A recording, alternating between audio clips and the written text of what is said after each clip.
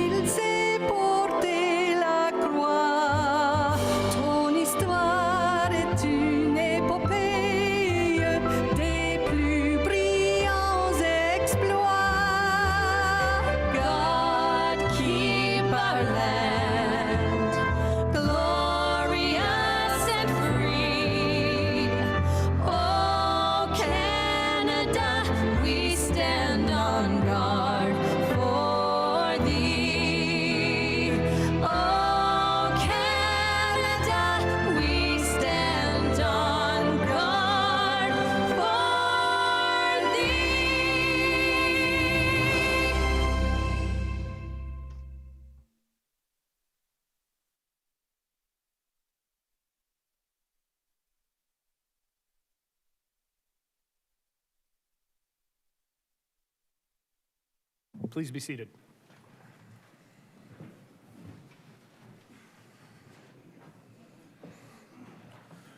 At this time, I would like to look to Councillor McPherson to read the land acknowledgement. The land on which council meets today is the traditional territory of the Haudenosaunee, Anishinaabeg, and Attawandaronk, and the Mississaugas of the Credit First Nation peoples, many of whom continue to live and work here today. This territory is covered by the Upper Canada Treaties and is within the land protected by the Dish with One Spoon Wampum Agreement. Today, this gathering place is home to many Indigenous peoples made up of First Nation, Inuit, and Métis. The Dish with One Spoon Wampum Agreement should remind us of our responsibility to ensure the Dish, the territories on which we live and work, is never emptied, and that we take care of the land and its inhabitants in a way that ensures its future sustainability. Thank you, Councillor. And good evening, everyone, and thank you to everyone for tuning in to tonight's council meeting.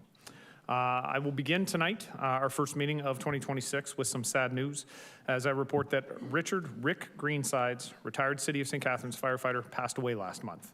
Flags at all city facilities were lowered to half-mast last week in honor of Rick. On behalf of council and city staff, we offer our deepest sympathies to Rick's family, his colleagues, and his friends. There have been a number of events that have taken place since our last council meeting, and I want to take a few moments to extend my thanks to the community for their involvement. We're going to have to go way back to a couple weeks before Christmas, the Civic Carol concert. I want to say a big thank you to the folks at St. Thomas Church for once again hosting our annual concert. Special thank you to the choirs from Ridley College and Laura Secord Secondary School, and to the brass ensemble for sharing their talents and uplifting us all through music. And I want to thank everybody who donated to community care at this event. Collectively, we donated just shy of $2,000. And speaking of community care, that $2,000 went away to supporting the Great Holiday Food Drive. A big thank you to everybody in the community for coming out to that. It's always amazing to see how many people donate over the course of the day. This year, they raised more than $500,000 in donated food and money. And that came in across the region for different locations that are supporting Food Niagara. This is an amazing total for organizations doing so much to combat food insecurity in our community. I want to thank all the residents of St. Catharines for joining myself and council at the annual New Year's Day levy. A big thank you goes out to the Lincoln and Welland Regiment and the 10th Battery 56th Field Regiment of the Royal Canadian Artillery for hosting the event and helping us start a new year together. And I am hopeful for the downtown councillors McPherson and Ratzlaff. They used just a little popper in the artillery this year, so there was a bang, but it wasn't a big bang, and I don't think it probably brought about any phone calls this time around. Towards the end of December, I was pleased to attend the Facts Foundation annual Home for the Holidays event, which is a holiday celebration for more than 100 youth in our community. The event includes a delicious holiday meal along with a stocking full of goodies for each youth, and I want to thank Facts for hosting this event for the youth in our community. In December, I had the opportunity to join the team from the Enterprise Center and Economic Development to celebrate the 2025 Starter Company Plus grant recipients. Starter Company Plus supports new and growing businesses through hands-on training in business planning, marketing, financials, and more. Recipients are paired with mentorship and grants of up to $5,000 to help them turn great ideas into real sustainable businesses. And the program continues to deliver remarkable impact. Since 2014, 164 local businesses have received Starter Company Plus grants, contributing to jobs, innovation, and community growth across Niagara. I want to say congratulations to the 16 newest businesses receiving grants through the program. Speaking of businesses, December was a very busy time for business openings and reopenings. I had the chance to join Councillor Lindell to officially open Rudy, the home of the Rude Dude, which is an amazing burger, located at 306 Glendale Avenue. If you are a fan of smash burgers and delicious in-house prepared sides and dessert, this is the place for you. I would suggest to everybody, if you get the chance, the pickle chips. I did not think that was a thing that could be done properly. They are fantastic. I strongly suggest them to everybody if you like pickles. Next, after that, I had the opportunity to join the team over at Wren's Pets, located at 121 4th Avenue, to celebrate their grand reopening and celebration of 5 years of business here in St. Catharines. They had the unfortunate honor of opening up in the middle of COVID lockdowns, and so I don't know if they ever actually had a full grand opening, so we got to do that with them. I then got to join Councillor Lindell to officially welcome Cha Time, located in the Penn Center, to our growing food and beverage scene. If you like bubble tea, and I was horrified by the idea until I tried it, and then I decided that actually, no, I love bubble tea. I suggest you check out Cha Time the next time you're at the Penn. It was fantastic. After that, I got to join Councillors McPherson, Ratzlaff, and Stevens for the grand opening of Hallowell Hall Brewery and Concert Hall in downtown St. Catharines. This is a transformative, years-in-the-making investment that brings new life and energy to the downtown core. It's housed in a beautifully restored 1870s building on St. Paul Street, and Hallowell represents exactly the kind of visionary redevelopment that is driving our city forward. It's preserving heritage, it's elevating the cultural scene, and it has created a destination that rivals venues in many other cities. Congratulations to Keane McNeil and the entire team behind this project. Your commitment, creativity, and belief in downtown St. Catharines is helping shape the vibrant modern city we are building together. I was also pleased to join the folks from Goodwill Niagara to cut the ribbon on their new location at 399 Vansicle Road. The new Goodwill location is an example of what happens when organizations, partners, and supporters come together with a shared goal of helping others, and it will serve as a place of community and connection for years to come. I was then joined by Councillor McPherson to celebrate the grand opening of The Grid, a new destination for retro gaming in St. Catharines, located at 339 St. Paul Street. The Grid brings retro gaming to life through immersive design, rare finds, and a shared nostalgia for the games that define generations. Congratulations to the entire team at The Grid on your opening. I will just say, if you find nostalgia to be a powerful motivator in your life, check out The Grid. It is full of nostalgia. Finally, I was joined by Councillors McPherson and Ratzlaff to officially open Ceres Tasting Room, a new downtown St. Catharines venue that aims to elevate Niagara's wine and food scene. Ceres Tasting Room highlights small batch Niagara wines, tapas, live music, and community spirit. So congratulations to owner Margarita Di Profio on the opening of the new space in our downtown. That makes 7 grand openings in the month of December. I want to thank all those businesses for choosing to invest in St. Catharines, and we are looking forward to many, many years of success. As part of my ongoing Mayor Links visit, I had the opportunity to visit the St. Catharines Pattern Limited last month. With almost 50 years of experience, St. Catharines Pattern Limited has grown into one of the most sophisticated pattern shops in Canada. They design and engineer a full range of foundry-related products from sand cast to investment cast, helping shape everything from engine blocks, military and defense parts, and even medical equipment like knee replacement joints. It was a very cool visit to go behind the scenes at this manufacturing leader and to be able to celebrate their innovation and contribution to St. Catharines' economy. And I want to thank the team at St. Catharines Pattern for hosting us. Last week, I was proud to raise the Crime Stoppers flag at City Hall to celebrate Crime Stoppers Niagara Awareness Month. Crime Stoppers Niagara plays a big role in helping keep our community safe by giving people a way to share information anonymously and without fear. And I want to thank the volunteers, the partners, and law enforcement members who show up every day to support our community. I had another flag raising last week, but I'll be talking about that in a presentation later on in council, so I won't be mentioning that one right now.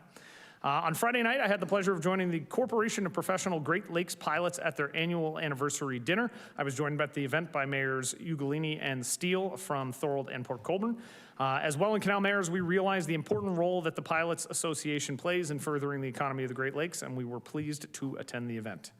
And then finally, on my written remarks on Saturday, I was pleased to attend the 8th Annual Niagara Sports Report fundraising breakfast in support of the Niagara Peninsula Foundation for Children and Brock Niagara Penguins. And I want to thank Rod Mahood for hosting a great event and to the community for helping to raise more than $6,000 for these charities. So those are my written remarks. I will get to a request from councilors for any additional items in a moment. But before we do that, we have a very special presentation, and so I want to invite Paul Coates up to the front for a banner unveiling.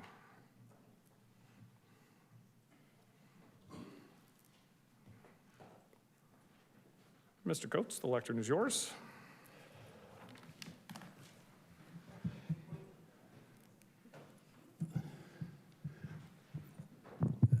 Good evening, Mayor Cisco, members of council, city officials, and guests. My name is Paul Coates, and I'm the president of the St. Catharines Athletics Lacrosse Club. This past August, our organization hosted the National Junior A Lacrosse Championships, the Minto Cup, at the Meridian Center here in downtown St. Catharines. Through the support from the City of St. Catharines and the Province of Ontario, we raised the bar to a new level in presiding over this prestigious event. We ensured that it set attendance records for the national championship with close to 13,000 people taking in games over the course of the event, the most ever. Our community supported this event significantly, even without our own athletics making it to the finals or there being a game 3 for those same finals, which would have only increased those figures. Excuse me, 100,000 viewers from across North America watched along online, along with lacrosse fans filling local hotels and restaurants throughout the city. To hear local establishments state that this was the best business that they had experienced since before COVID was very gratifying. I want to thank Mayor Cisco and City Council for supporting this event. A special shout out goes to Brian York, Sabrina Maselli, Brianne Whitty, and the esteemed councilor who's, I'm not sure, listening to me, Matt Harris, for all of your assistance. He's probably not listening to you, that's true. But I love him, and I've known him for a long time.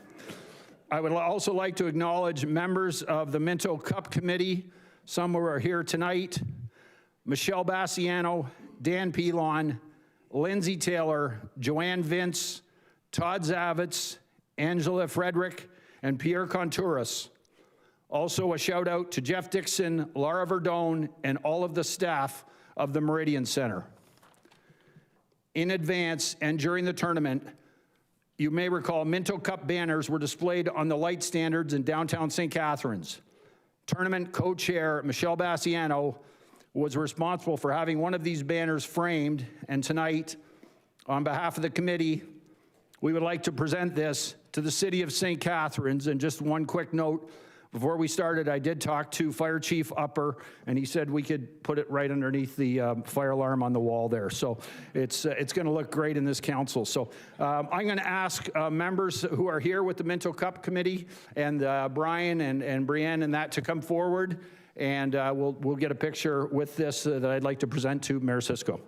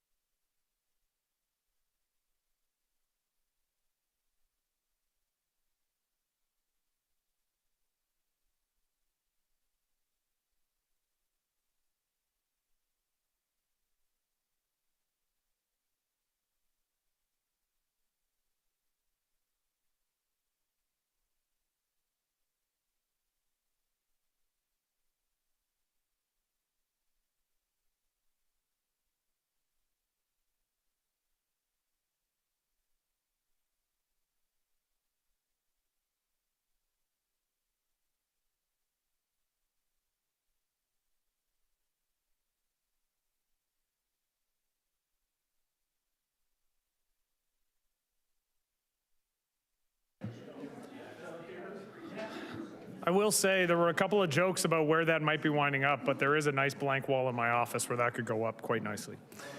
At this time, and actually before we go on, a round of applause for the organizing committee one more time for the Minto Cup. I know for anybody who had the opportunity to get in there, it really was fantastic. I will say the final was great. It could only have been better had the A's made it through, but I felt a certain amount of pride in the fact that the toughest game, it was Coquitlam who won, right? The toughest game they got was against the A's to go on to the championship. So I think the boys deserve a lot of credit for that. So thank you, all of you, for coming out today. At this time, I am going to turn things over to Fire Chief Upper for some comments regarding the fires that have taken place in the downtown over the last couple of weeks. Chief? Through you, Mr. Mayor, to yourself and council, just a few comments from Boxing Day on December the 26th at 7 o'clock at night. I know you received some emails, but anyways, we had a fire at 9 Queen Street, the La Scala restaurant. We were successful in knocking that down, and unfortunately the building had to be pulled apart to get that fire suppressed. Then as we left the scene several hours later, there was a second fire from the remains of the Standard building on the south side, of which we attended at 2 a.m. and then continued our efforts to knock the fire down there. I think everyone's pretty abreast to the suppression efforts. It's more the investigation piece. So over the course of the last several weeks, we've been working collaboratively, our investigation team with the Niagara Regional Police Services, and putting together, we sifted through the rubble for a couple of days looking for some evidence, and then we went on to look at some of the video footage from around the neighboring area. The Niagara Regional Police's real-time operations center has a pretty robust CCTV camera system, so we're going through all their cameras, and I know that the Niagara Regional Police has well solicited the neighbors from that area. And so the investigation is just wrapping up here. I look forward to putting out a media release on Wednesday afternoon, and what we're gonna do is we're gonna send an email to council Wednesday morning just on the details so that you folks are ahead of what will come out on the media. So just thank you everybody for your support. Had a few phone calls and questions through the Christmas holidays, but it was good. Chief, I appreciate the update, and I think on behalf of council, I just want to say thank you to you and to the men and women of the fire services for being out there multiple times on that evening and a couple weeks before at the same site. I don't think any of us want to see our fire services having to be putting themselves in danger that regularly at the same location, and I think we're all just appreciative of the efforts. So on behalf of council, thank you. All right, at this time, I will open the floor to councilors. If there are any additions to the mayor's report that council would like to make, now is the time to buzz in. To the Kinderburgermeister, Councilor Stevens.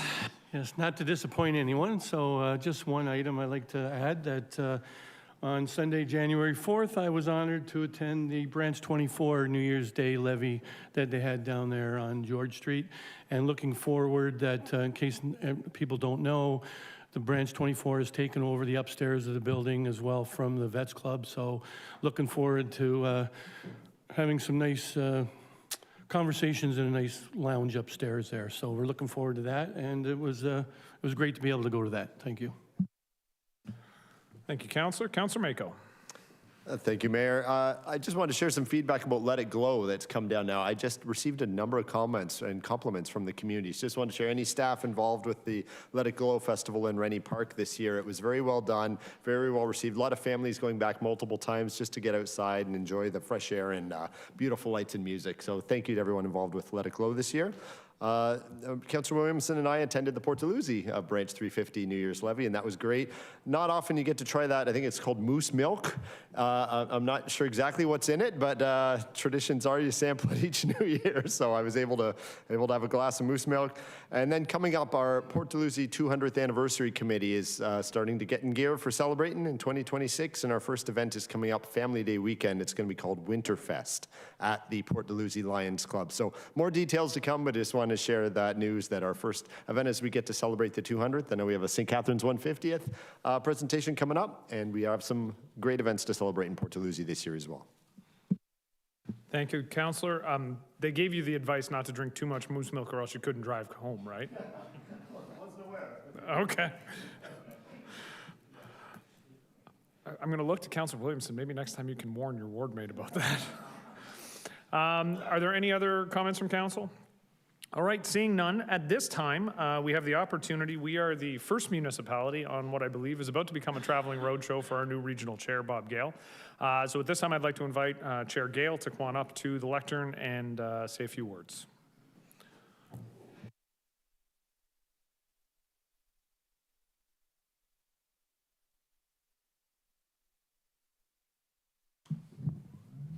Say when. I'm good. Thank you. Thank you, Mayor and Council, fans in the audience, fans of yourselves. This is my traveling roadshow. You're the first council I've been to. I was appointed on December 22nd by the Premier. I also resigned the Niagara Parks Commission at the same time. You know how popular they are. When I went to the region on December 24th to go over reports, and I got there and I was the only car in the whole parking lot. You can imagine how big that parking lot. So then I walked into the building, trying my pass to go in, and realized they don't have light switches. Every light goes on by doing this, walking through. So I hope the security cameras aren't being monitored. They were, and I was told I looked pretty funny walking in there. But I took a picture of my car in the parking lot, sent it to the Premier and others, and said it's lonely at the top. And then I come here to my first council. I come to your doors, and they're locked. And I'm thinking, if I got the right council. And then I realized you come in this door. So my history, most of you know me. I was born in St. Catharines, raised in Niagara Falls, lived in Niagara Lake for 36 years. Lived here now for the last 7 years. But I'm here to answer any questions. The thing is, staff asked me if they wanted to come with me, and I said, I'm good on this, because when you're this new, I can say I don't know, but I will get you the answers. So, Mr. Mayor, if you have any questions or anything else, I'm here to introduce myself, but most of you know me. Well, Chair, I will say I feel like I almost just got a promotion there, and I am here for it, my friend. All right, I do have Councillor Williamson. Thank you, Mr. Chair. Is Regional Road 87 Main Street in Port Dalhousie your first priority as the new chair? Yes. Thank you. Sure. I could say I don't know, but yes. Email me if you have a concern. I have no problem with that. Chair, have no fear. I'll be in your ear about Regional Road 87. It's a good news story. We're trying to get you to transfer it down to the city. So, okay. Okay, we'll have that conversation. Done. Okay. Thank you for that. No worries. Are there any other questions? All right, seeing none. Thank you, Chair. Well, thank you for having me. Definitely. All right, moving on. That concludes the mayor's report. We'll move on to the adoption of the agenda, and I will look to the city clerk. So there's just 2 items tonight. The first is that because we have registered delegates for certain items, we're going to, prior to item 9.1, we will discuss item 9.2, the commemorative crosswalk, and then item 10.2, then item 9.2, downtown stabilization, safety, and reinvestment plan. And there's 2 items of additional correspondence. These items are in Council Sugar's Sync folder, and the non-confidential materials will be part of the correspondence listing this week, which is available on our website.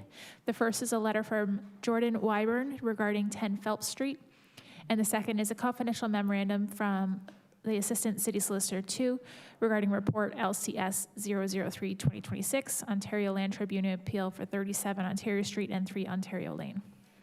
Can I have a motion to adopt the agenda as amended? Councillor Phillips, seconder, Councillor Ratzlaff. All those in favor? Opposed? That's carried.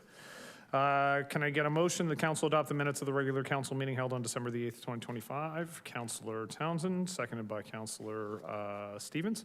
All those in favor? Opposed? That's carried. Are there any declarations of pecuniary interest? Seeing none. We'll move on to number 5, motion to move the consent reports. The council will approve the consent agenda, save and accept those items brought forward for discussion. Can I get a mover? Councillor Miller. All right, I will look to the clerk to read the list of the consent and call the roll. Today's consent agenda includes item 6.1, Legal and Clerk Services, St. Catharines Downtown Association 2026 Budget and Levy Request, and item 6.2, Planning and Building Services, item 7 Thomas Street, Notice of Intention to Designate a Property under Part 4, Section 29 on the Ontario Heritage Act. Councillor McPherson. Yes. Councillor Miller.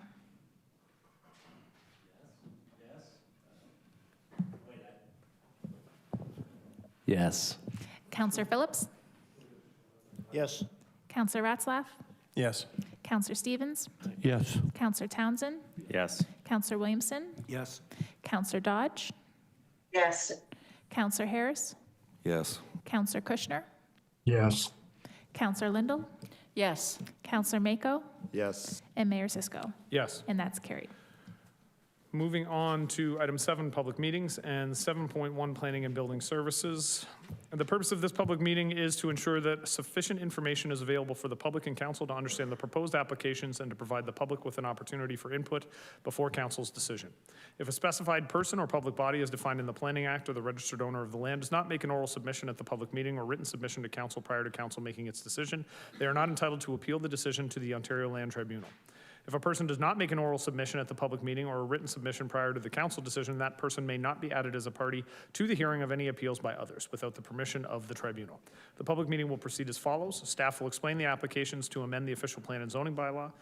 The agent will speak and council will have an opportunity to ask questions. Members of the public wishing to delegate were requested to register by 9 a.m. today. No one requested to speak.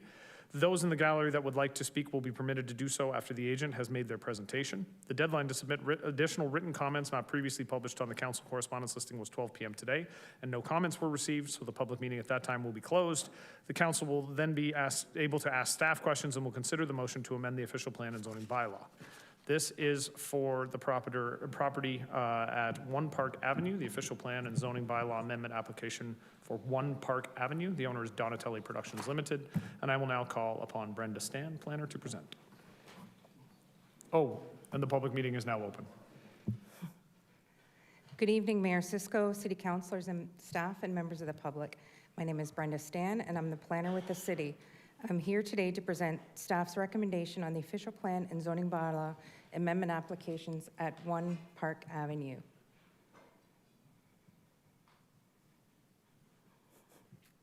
Good.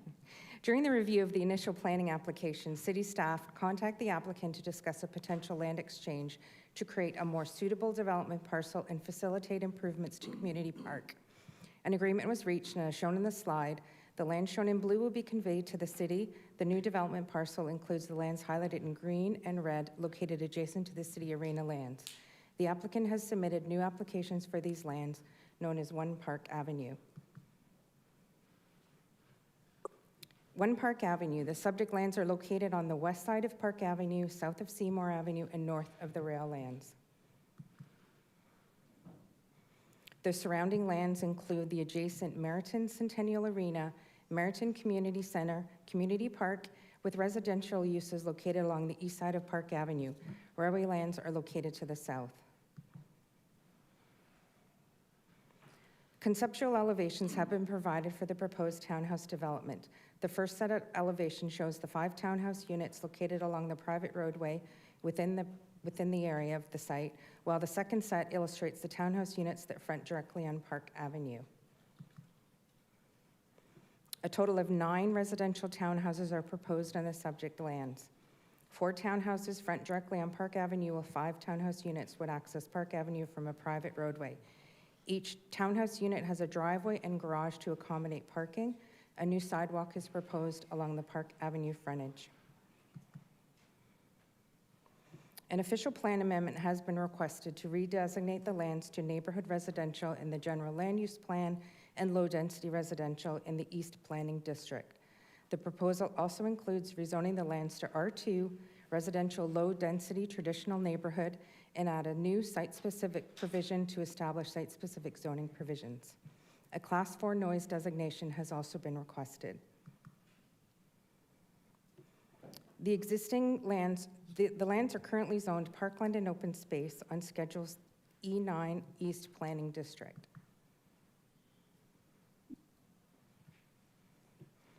The lands are proposed to be redesignated to low-density residential on Schedule E9, East Planning District, to permit the proposed townhouse development. The north part of the lands are zoned G3 major green space, while the southern part is zoned G3 H1 major green space, subject to a holding provision number 1. The proposed zoning is to change the zoning to R2 low-density residential traditional neighborhood and include a new special provision 180. The R2 zone permits a range of residential uses, including townhouse dwellings. The holding provision has been removed from the southern lands as a record of site condition has been completed. Due to the limited size of the development parcel, reduced yard setbacks from the northern and western lot lines has been proposed for units 1 and 9. A minimum density requirement of 18 units per hectare and a maximum of 5 attached units is also permitted under the special provision.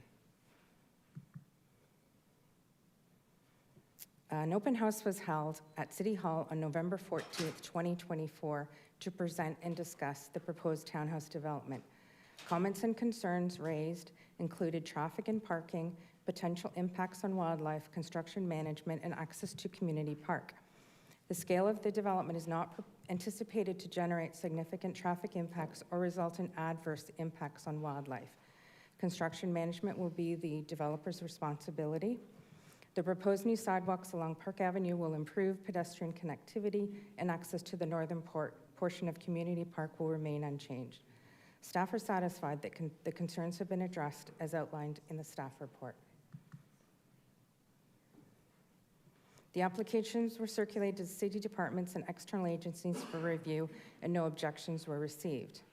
CRCS staff support the land exchange to improve Community Park and requested a landscape buffer along the northern property line, which will be addressed to the site plan review process. Development engineering have confirmed that sufficient servicing capacity is available for the proposed development. The applicant continues to work with CN Rail to address grading, drainage, and revisions to this noise study, which will be further reviewed through the site plan review process. Based on the submitted noise study, noise generated from the adjacent ice rink chiller at the arena exceeds statutory noise limits. As mitigation measures are not feasible, staff recommend that the lands be granted a Class 4 noise designation, which permits reduced stationary noise standards to accommodate residential development on the site. Staff have evaluated the proposal against provincial and regional plans and policies, including the provincial policy statement, the Niagara official plan, and determined that the proposal meets provincial and regional policy. In conclusion, staff recommend that Council approve the proposed official plan and zoning bylaw amendments and the Class 4 noise designation. The amendments are consistent with the provincial policy statement and conform to the Niagara official plan and the Garden City plan.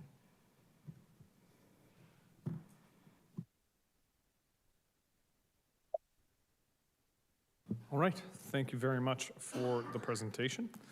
I remind council we will hold our questions for staff until after the public meeting has been closed. At this time, I'll call upon Stephen Bedford, the agent from Landex Developments, to present.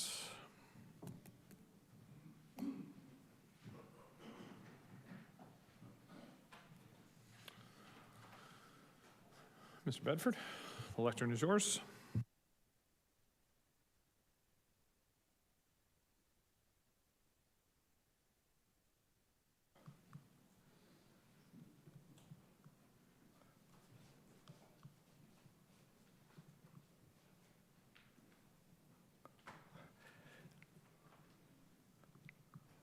Well, are you controlling the, okay, thank you. If we can go back to the beginning, I was just working on the remote here. Mr. Mayor, council, senior staff, public, good evening. My name is Stephen Bedford. I'm the principal planner for Landex Developments, and I've been working with Nino Donatelli and Patrick Little on this property since 2016.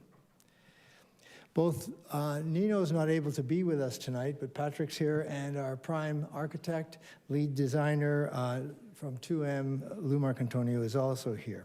Thank you, Brenda, for your comprehensive presentation. As you can see, the development being proposed is a great fit for this location. Next slide, please.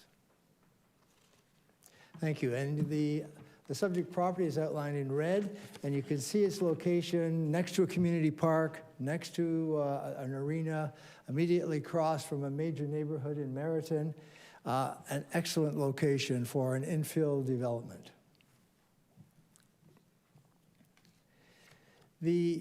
Our initial proposal, as you can see, was outlined in blue. The present development property is now in red, and you can see how the significant portion of the land that's being attached to the community park and will make the community park much more efficient in the future. And we're all looking forward to the day when the spur line that Trillium presently is abandoned turns into a walkway that will move pedestrians into the central area of St. Catharines. Next slide, please. As Brenda said, the proposal meets the major policy recommendations, issues from the Planning Act, the Provincial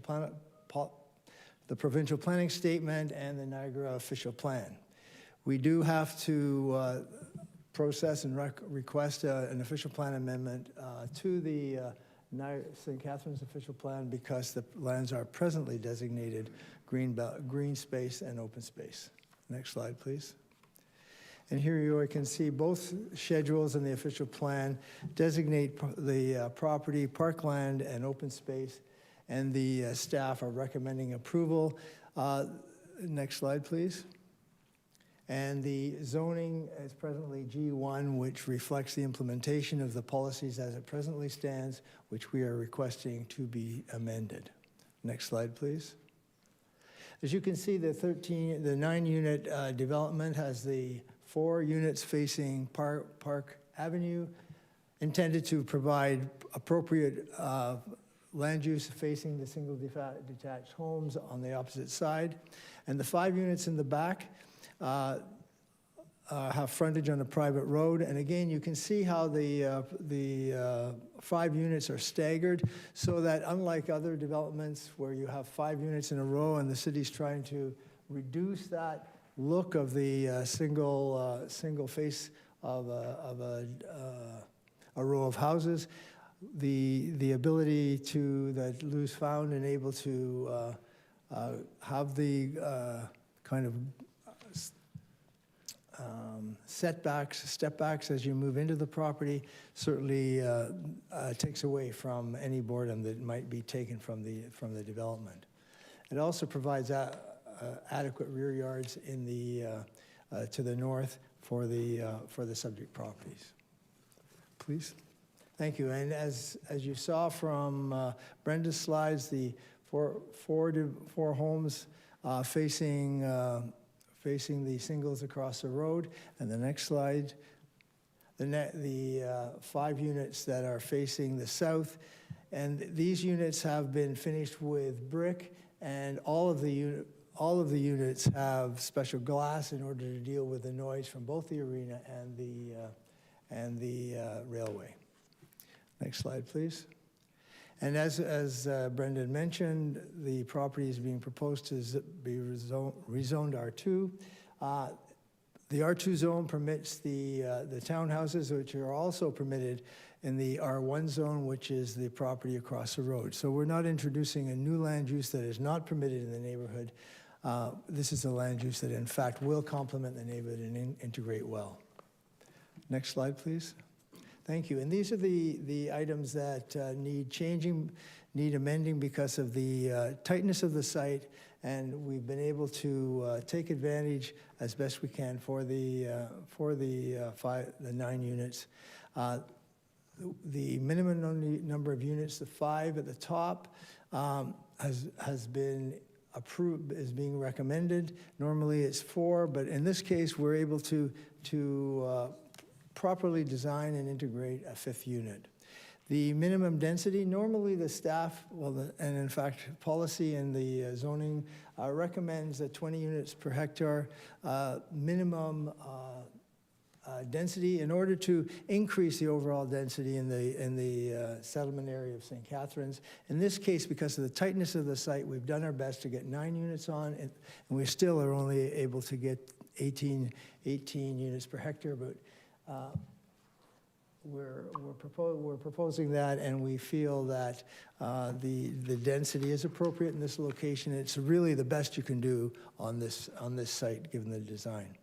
And the next slide, please. And you can see circled in red the areas where the bylaw is being recommended to be amended. And you can see they're along the boundaries, the north and westerly boundary. In each case, we're facing the arena and the parking from the arena, and of course to the west is the community park.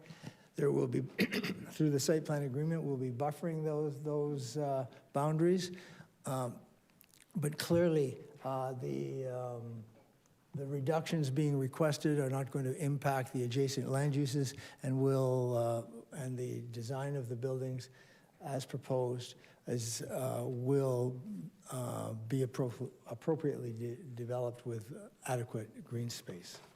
Next slide, please. So that is my presentation. I've tried to make it as quick as I could, given Brenda's comprehensive presentation, but I'm happy to respond to any questions, should there be any. Thank you, Mr. Bedford. Are there any questions for the presenter? Councillor Stevens. Thank you to the presenter. We're seeing a lot of development being okayed in the city. If this all goes through, what are your plans? When do you see this starting and finishing? Well, we're hoping this small property will be able to be developed relatively quickly.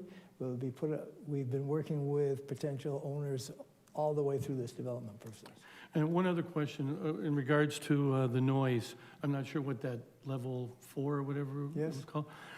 Is that something that you have to let potential buyers know, that the fact that there's a train station there, so they don't come back and say, hey, I just bought a house and there's a noise? Oh, absolutely. In the site plan agreement, and will require that condition on all of the sales of the dwellings will have a clause dealing with the noise controls. Thank you. Thank you, Councillor. Any other questions? All right, seeing none, thank you, Mr. Bedford, for your presentation. Thank you, Mr. Mayor. Is there anybody in attendance this evening who wishes to speak on the development at One Park? All right, seeing none, can I have a motion to close the public meeting? Councillor Lindell, Councillor Harris. All those in favor? Opposed? And that is carried. Public meeting is now closed and council is called to order. Persons wishing to receive notice of council's decision should submit a written request to the office of the city clerk. Is there a councillor who would like to move the recommendation in the report? Councillor Lindell, seconded by Councillor Miller. At this time, any speakers or comments to the motion on the floor?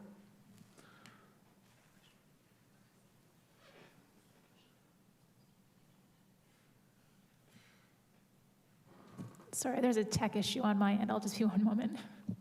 So we're just going to hold for a technology issue. Can I just ask the two councillors online if there are any questions? None, Mr. Mayor. Thank you. Thank you, Councillor Kushner. No, thank you. No, thank you, Councillor Dodge. So just so everybody's aware, there's a bit of an issue right now with trying to get what's on the screen over there up onto the screen here. And so the clerk is doing it on her computer, but she can't do multiple things at once on her computer. So we are just working through the tech difficulties. Okay, so at this time, I am going to look to the clerk to call the roll. Councillor Lindell. Yes. Councillor Harris. Yes. Councillor McPherson. Yes. Councillor Townsend. Yes. Councillor Phillips. Yes. Councillor Dodge. Yes. Councillor Kushner. Yes. Councillor Williamson. Yes. Councillor Stevens. Yes. Councillor Ratzlaff. Yes. Councillor Mako. Yes. Councillor Miller. Yes. And Mayor Cisco. Yes. And that's carried. Right, moving on to 7.2. Planning and Building Services, Planning Services, applications to amend the official plan and zoning bylaw. Our subject lands in this case are 10 Phelps Street. The owner is Y Developments Incorporated. The purpose of this public meeting is to ensure that sufficient information is available for the public and council to understand the proposed applications and to provide the public with an opportunity for input before council's decision. If a specified person or public body is defined in the Planning Act or the registered owner of the land does not make an oral submission at the public meeting or written submission to council prior to council making its decision, they are not entitled to appeal the decision to the Ontario Land Tribunal. If a person does not make an oral submission at the public meeting or a written submission prior to the council decision, that person may not be added as a party to the hearing of any appeals by others without the permission of the tribunal. The public meeting will proceed as follows. Staff will explain the applications to amend the official plan and zoning bylaw. The agent will speak, and council will have an opportunity to ask questions. Members of the public wishing to delegate were requested to register by 9 a.m. today. No one requested to speak. Those in the gallery that would like to speak will be permitted to do so after the agent has made their presentation. I am aware currently of one person who does want to speak. The deadline to submit additional written comments not previously published on the council correspondence listing was 12 p.m. today, and no comments were received. After that, the public meeting will be closed. Council will be able to ask staff questions and will consider the motion to amend the official plan and zoning bylaw. The public meeting is now open, and I would like to call Madeline Furco, planner, to present. Thank you. Good evening, Mayor Cisco, council members, and everybody who has joined this public meeting. My name is Madeline Furco, and I'm the planner assigned to this file. This evening, I'll be presenting planning staff's recommendation for the official plan and zoning bylaw amendment applications for 10 Phelps Street. Next slide. 10 Phelps is located on the south side of Phelps Street. The subject lands are currently vacant, but were previously occupied by a detached dwelling. Next slide, please. The surrounding neighborhood is primarily residential, primarily low-density residential detached dwellings to the immediate north, west, and east of the subject lands, and medium density further southeast of the property along the Ellis Street extension. Clifford's Creek Park directly neighbors the property to the south, and further east is a former industrial building which is now utilized for commercial uses. Next slide, please. An application for consent to adjust the boundary between 10 and 8 Phelps Street was approved in December 2024. The application removed approximately 675 square meters of land from the rear and side of 8 Phelps and added it to 10 Phelps Street, which created the current lot configuration. The consent applications also established an easement over 10 Phelps in favor of 8 Phelps, which would provide shared vehicle access for residents of 8 Phelps Street. Next slide, please.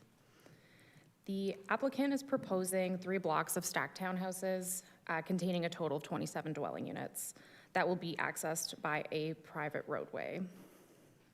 Next slide, please. 30 vehicle parking spaces are proposed to service this development, as well as 7 long-term bicycle parking spaces and 4 short-term bicycle parking spaces. Next slide, please. The official plan amendment application proposes to redesignate the subject lands from low-density residential to medium-density residential, and the zoning bylaw amendment application proposes to rezone the subject lands from low-density residential traditional neighborhood to medium-density residential with a special provision. The purpose of these Planning Act applications are to facilitate the proposed development. Next slide, please. The subject lands are currently designated low-density residential on Schedule E9 of the official plan. The current designation does not permit the proposed stacked townhouse use, nor the proposed density of approximately 90 units per hectare. Next slide, please. The applicants are proposing to redesignate the subject lands from low-density residential to medium-density residential. The medium-density residential designation would permit the proposed stacked townhouse use and proposed density. Next slide. The subject lands are currently zoned R2, low-density traditional neighborhood, which does not permit the permitted use. Next slide, please. The applicant is requesting to rezone the subject lands to the R3 medium-density residential zone with a new special provision 190 to facilitate this proposal. So special provision 190 will address site-specific deficiencies related to the proposed development and the requested R3 zoning. The applicant is requesting a reduced lot frontage from 30 to 29 meters. Staff have no objections to this as a nominal reduction, and the frontage can adequately accommodate site access. The zoning bylaw requires a minimum parking ratio of 1.25 units, or 1.25 parking spaces per dwelling unit, whereas the applicant is proposing a ratio of 1.1 units per unit. This would reduce the minimum required parking from 34 spaces to 30 parking spaces. Subject lands are within walking distance to transit on Oakdale Avenue, and the proposed development provides both short and long-term bicycle parking spaces, which provides transit options for residents. There is street parking available on the south side of Phelps Street, which can also provide short-term parking for visitors. Next slide. The applicant is proposing a reduced front yard setback from 6 to 3 meters. This is partially a result of the 3-meter road widening that was taken along Phelps Street frontage. Staff have no objections to this as this first block of towns, as these will be generally aligned with the dwellings along Phelps Street while maintaining adequate space for landscaping. The minimum rear yard setback is required to be the height of the building, which results in a required minimum rear yard setback of 10 meters. The applicant is proposing a rear yard setback of 3 meters. Staff have no objections to this, as this yard acts as an interior side yard, and the setback will still provide adequate room for required drainage and accommodate landscaping. And lastly, the applicant has requested a reduction in the required landscape buffer for a parking area in the area located adjacent to the rear of the lot line to the rear lot line of 8 Phelps Street. And again, staff have no objections with this, as the reduction will be located next to a future parking area for 8 Phelps. However, staff revised the wording of the provision so that no landscape buffer will be required in this area shown in green, but will be required elsewhere on site. The proposed development meets their minimum landscape buffers everywhere throughout the development. Next slide, please. An open house to present the proposal to the public was held this past November. Due to the Canada Post strike taking place, notices were not able to be mailed out, but were posted in the newspaper, the city's website, and signs were posted on the property. Notices were mailed out for the notice of public meeting, and some comments were received regarding the proposed development. As these were received after the recommendation report was completed, I will just quickly respond to each of them. In regards to traffic and parking concerns, the development proposes a reduction of 4 parking spaces from the minimum 34 required. As mentioned previously, there is transit available in the area. The proposed development will provide room for bicycle storage, and there's publicly available street parking along Phelps. And the additional units are not anticipated to significantly impact traffic volumes in the area. In regards to privacy concerns, the proposed development meets the minimum interior side yard setback of the proposed R3 zone.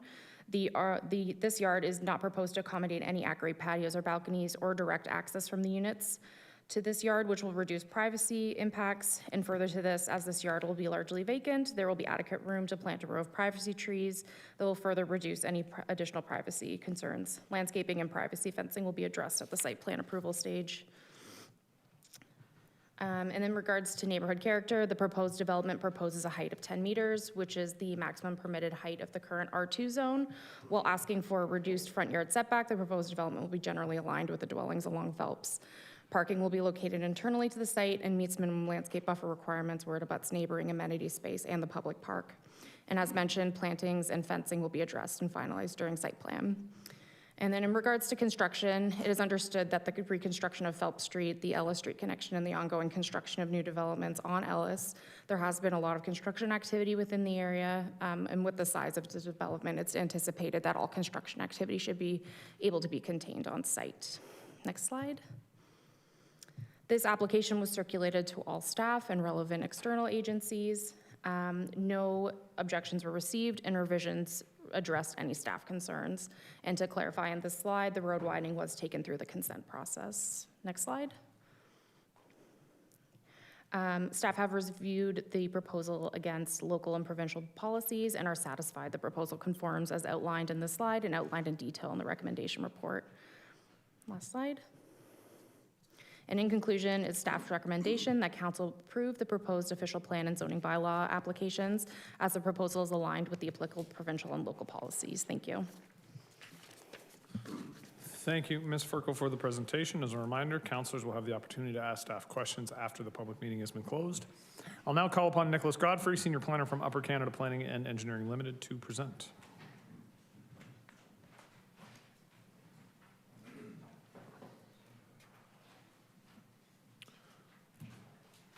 Mr. Godfrey, the lectern is yours. Thank you.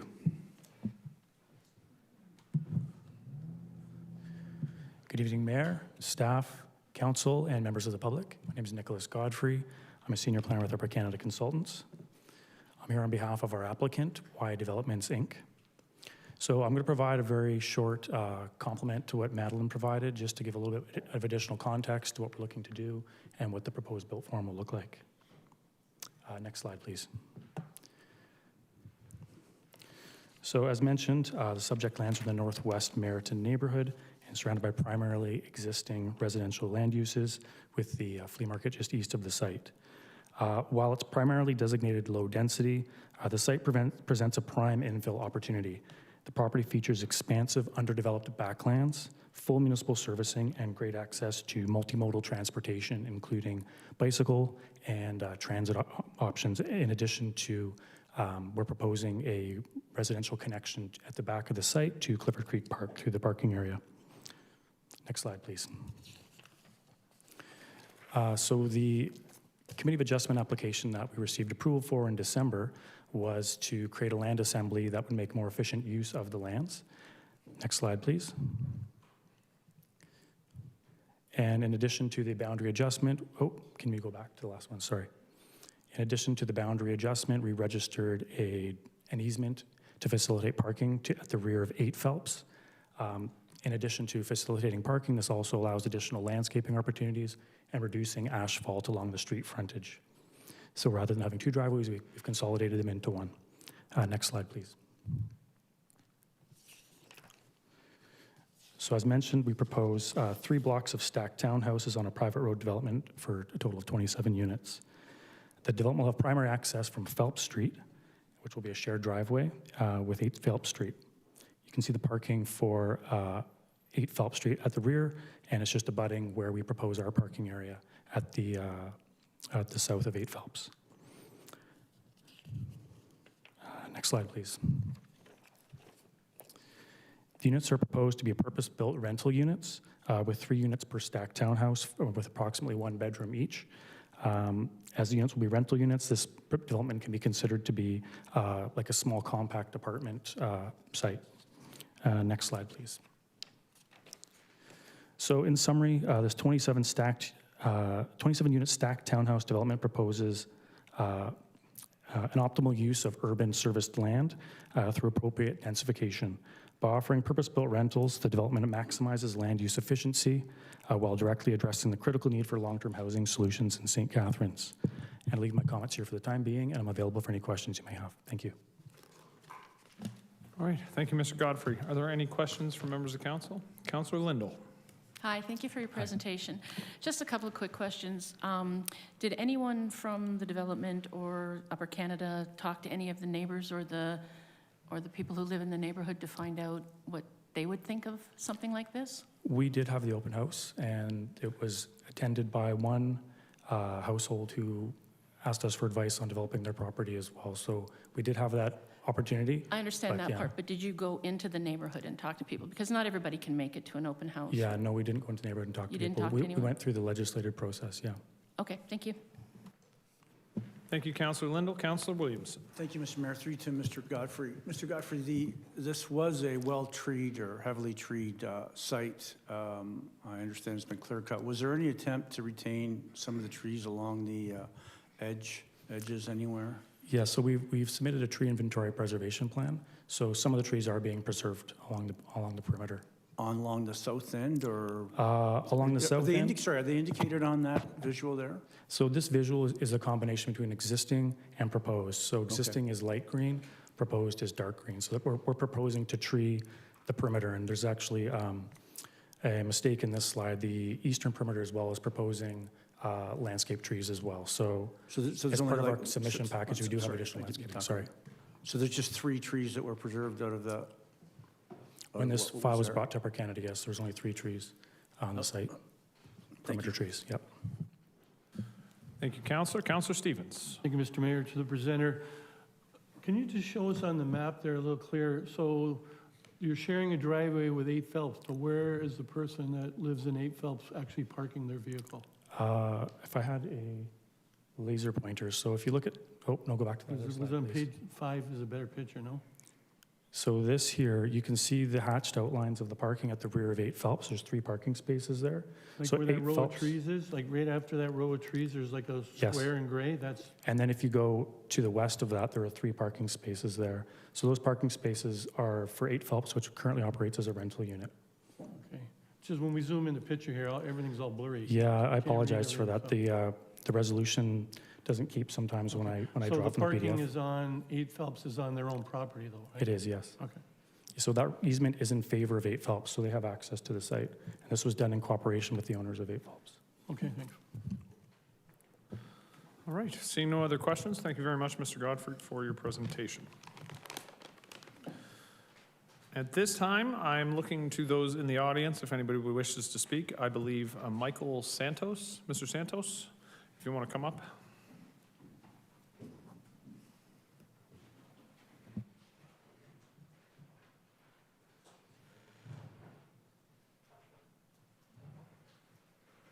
Thank you, Mayor.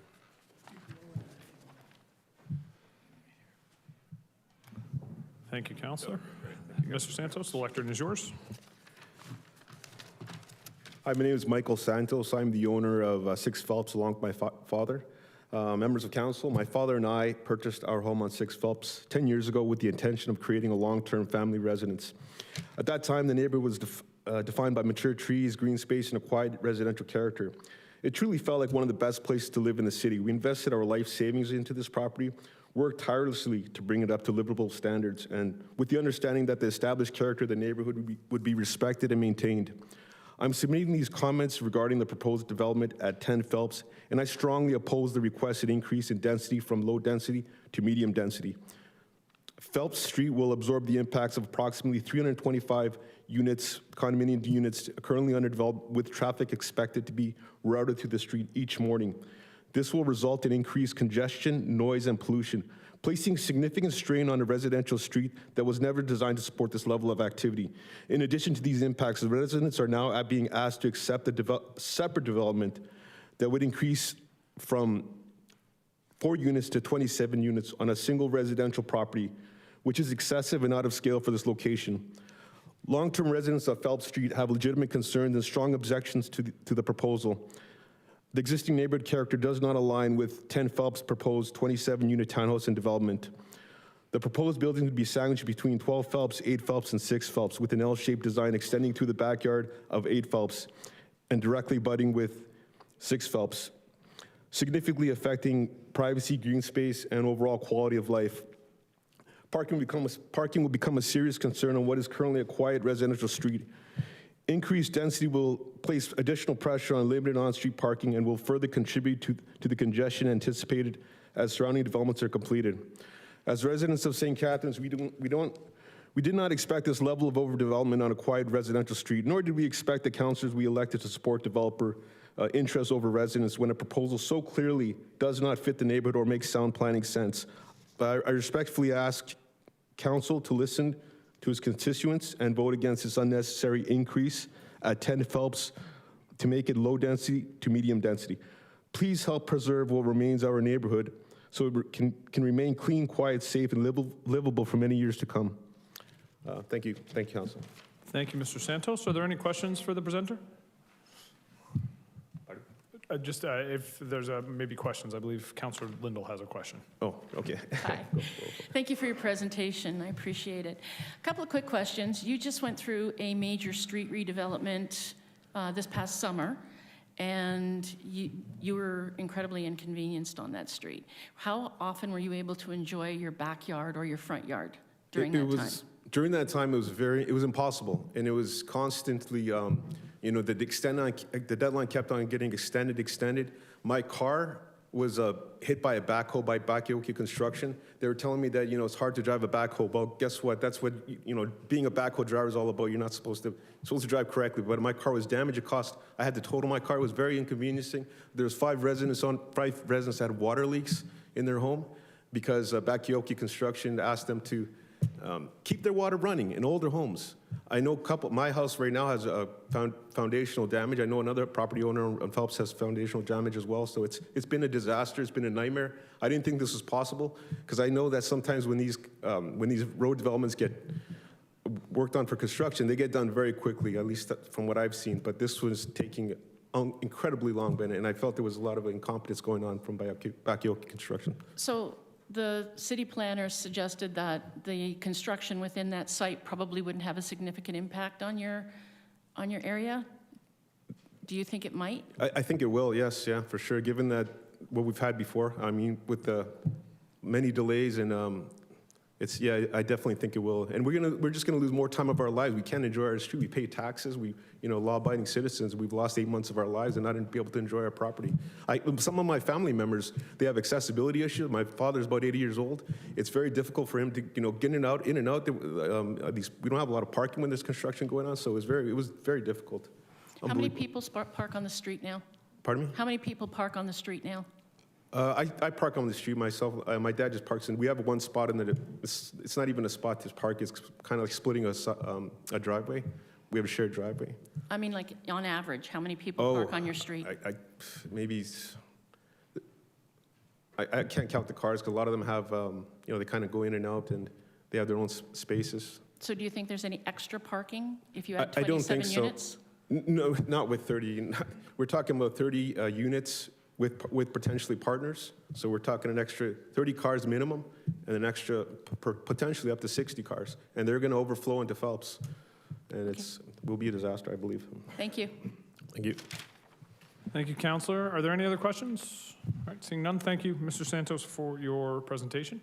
Do we have anybody else in attendance? Sir, come on through.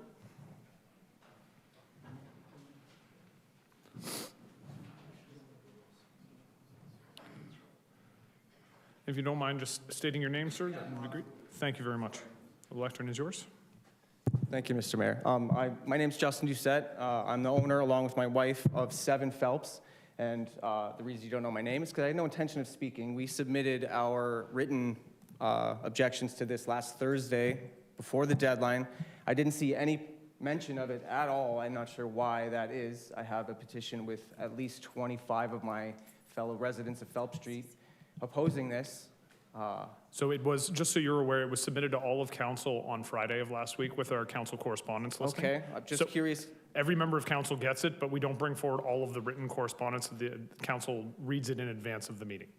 Fair enough. Yep. The comment was that there was no comments to pose to No, this. that was, and I appreciate you raising I'm trying that. to follow along here. No, for sure. That was with respect to the open house. I didn't mean on his presentation. I meant on your opening comments. You said there were no comments regarding Yes, this no, that was with respect to up to and including Strictly the open house. Yes. Okay. Council is very aware that everything has been sent to them through the council correspondence listing. Okay, fantastic. Yeah, no, I appreciate you clarifying to make sure you knew that. I just want to make sure that missed. gets out because that is the sentiment of our entire neighborhood. The reason there are so few of us here is because the majority of our neighborhood is all elderly folks. We have at least 3 couples, 2 of which are suffering from cancer right now. They are no way, shape, or form ready to come out here to speak to this. I guarantee you all of them do not want to see this built.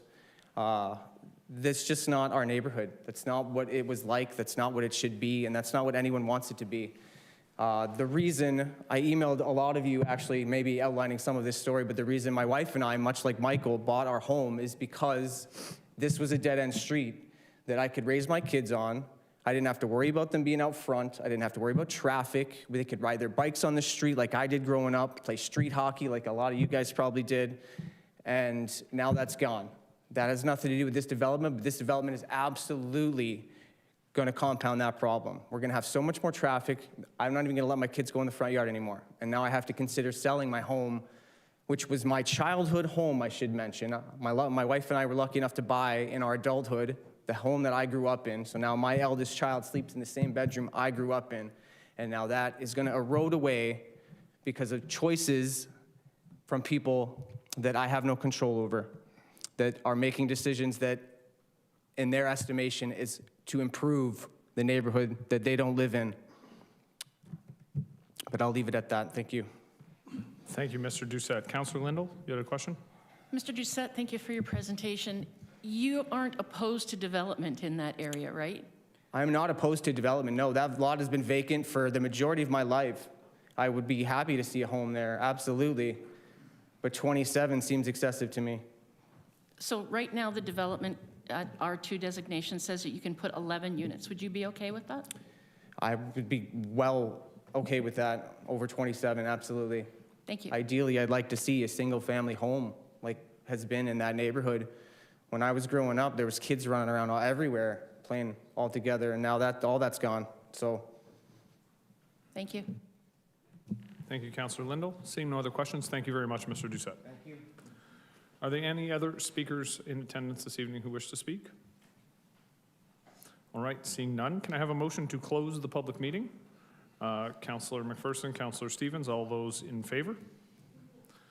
Okay. The public meeting is now closed and council is called to order. Persons wishing to receive notice of council's decision should submit a written request to the office of the city clerk. At this time, we have a motion on the screen. Do I have a councillor willing to move the recommendation? Councillor Harris, seconder. Councillor McPherson.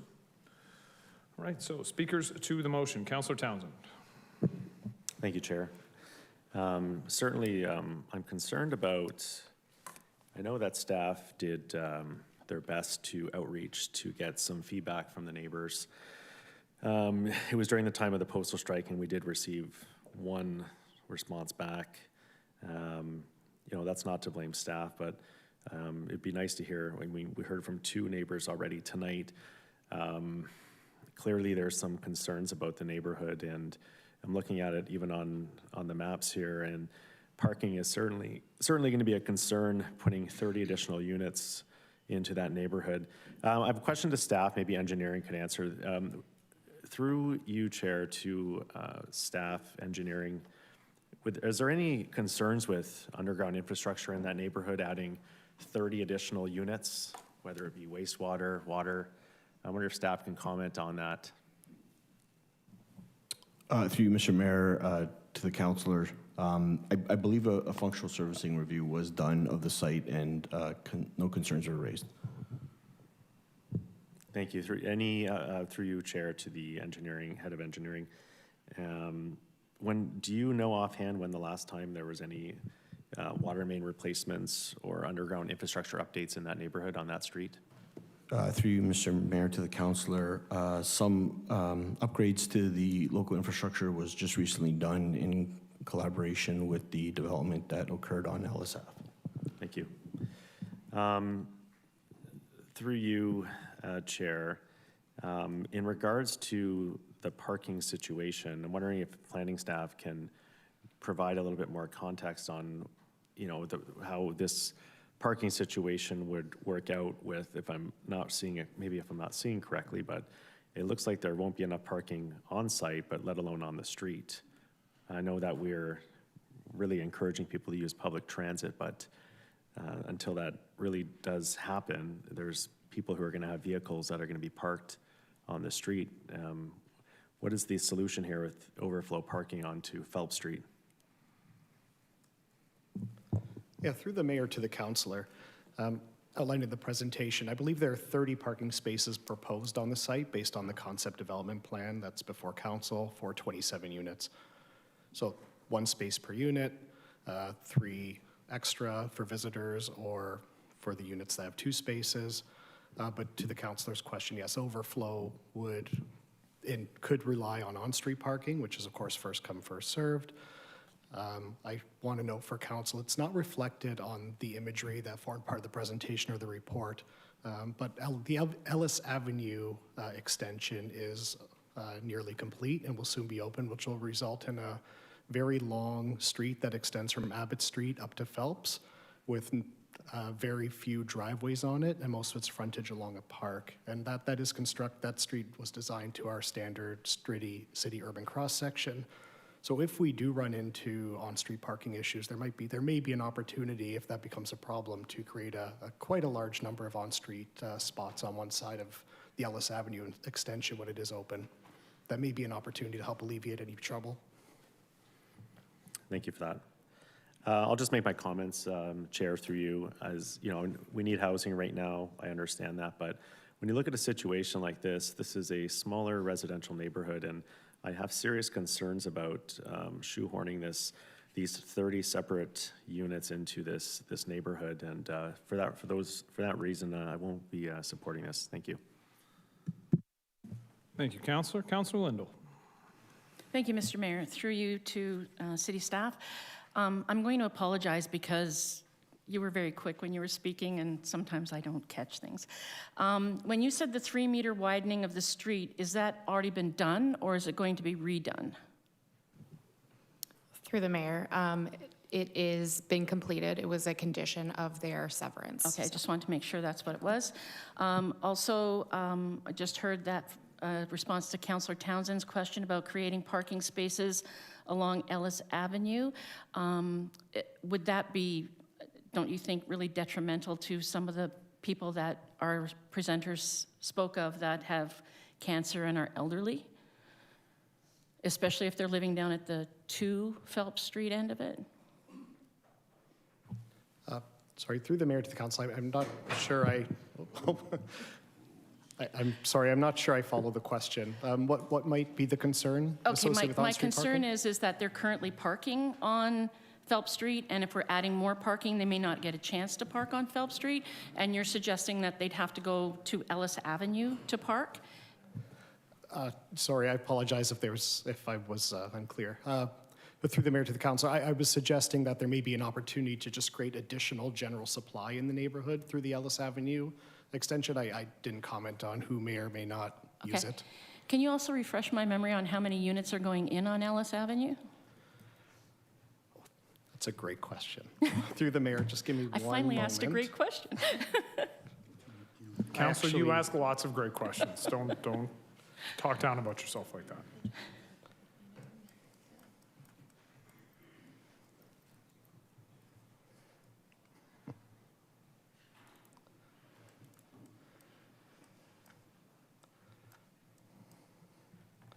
Apologies, Councillor. I have the plan up, but unfortunately, it's not the version that has all the numbers on it, just the layout. Okay. So, but I can find that out. Can you best guess it for me? I would guess probably around 150. 150? That's a very, very round guess. Okay. But I Could can it- give you a precise number in a few minutes. Okay, no problems. No, I'm talking about, Councillor, are you referring to the stacked townhouses that are under The construction? new to these? townhouses Yes. that are going in.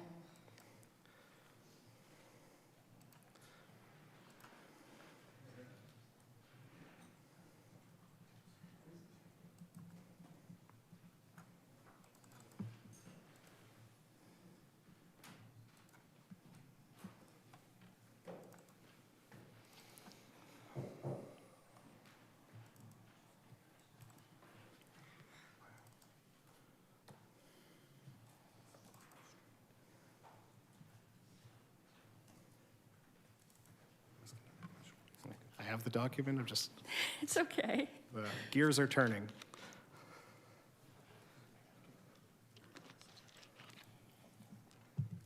Well, I'm glad I checked because my guess was quite a bit off.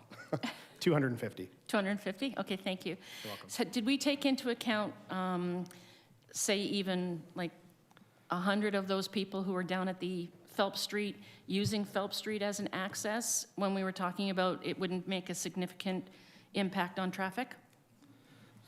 Through the mayor to the councillor, that project to the east, it has access to 3 streets. It has access to Phelps, which I would anticipate, I'm not the traffic engineer, but I would anticipate many of the people who are traveling northward, perhaps towards downtown, would probably take Phelps. It also has a connection to Smythe and a connection to Abbott. Yeah. So the people in that neighborhood do have a few options for how they would get out of that site. I couldn't say what the actual distribution will be. We have Mr. Appleby is with us. He might have some insight that I lack, but there are a few street connections for that project. And I understand that, but what I'm asking is even if like that one chunk, the third that's at Yes. Phelps Street, if they're going down, did we take into account the amount of people who are going to be traveling down Phelps Street when we said it wouldn't have an impact? I should probably turn that over to transportation. Through the mayor to the councillor. Yes, we did. Currently, Phelps Street has very little traffic. Adding another 100 trips, although is an extreme addition of vehicles to what they would see today, would not constitute what would we consider near capacity. So it's, again, taking into context, It seems like a lot of extra trips, and it is, absolutely, but it wouldn't be beyond what the street could handle from a capacity standpoint. It would be approaching what we would see on many streets where we have a whole neighborhood passing through, and that exists all over the city. And then my next question has to do, if we have parking on both sides of the street and we're increasing the potential for that, what happens when we have a snowstorm? Through the mayor to the councilor, currently there's parking only on one side of Phelps. We wouldn't look to add parking to the north side. It doesn't have enough width. Similarly, for the Ellis extension, if parking were to be allowed out there, which it likely would be, it would be to one side so that there is a passable lane at all times. Okay, and I understand that, but what I'm asking is we have snow parking, right? So if we do have a snowstorm and the parking is all the way down one side and you're going to have people on the other side, what happens? Will the street still get plowed? Through the mayor to the councilor, so through the snow parking, depending on if this area, and I can't recall, I don't oversee that section, but if this area is on the list that snow parking applies, then yes, they would be expected to move their vehicles.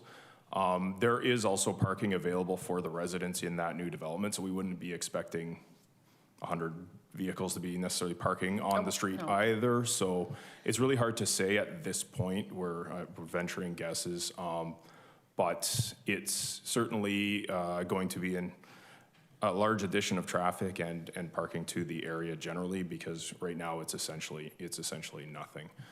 But we wouldn't consider it to be out of the ordinary. If you take the city in context of the entire city, it would be more typical of a street that does service a large neighborhood, which many do, including in the Meriton area.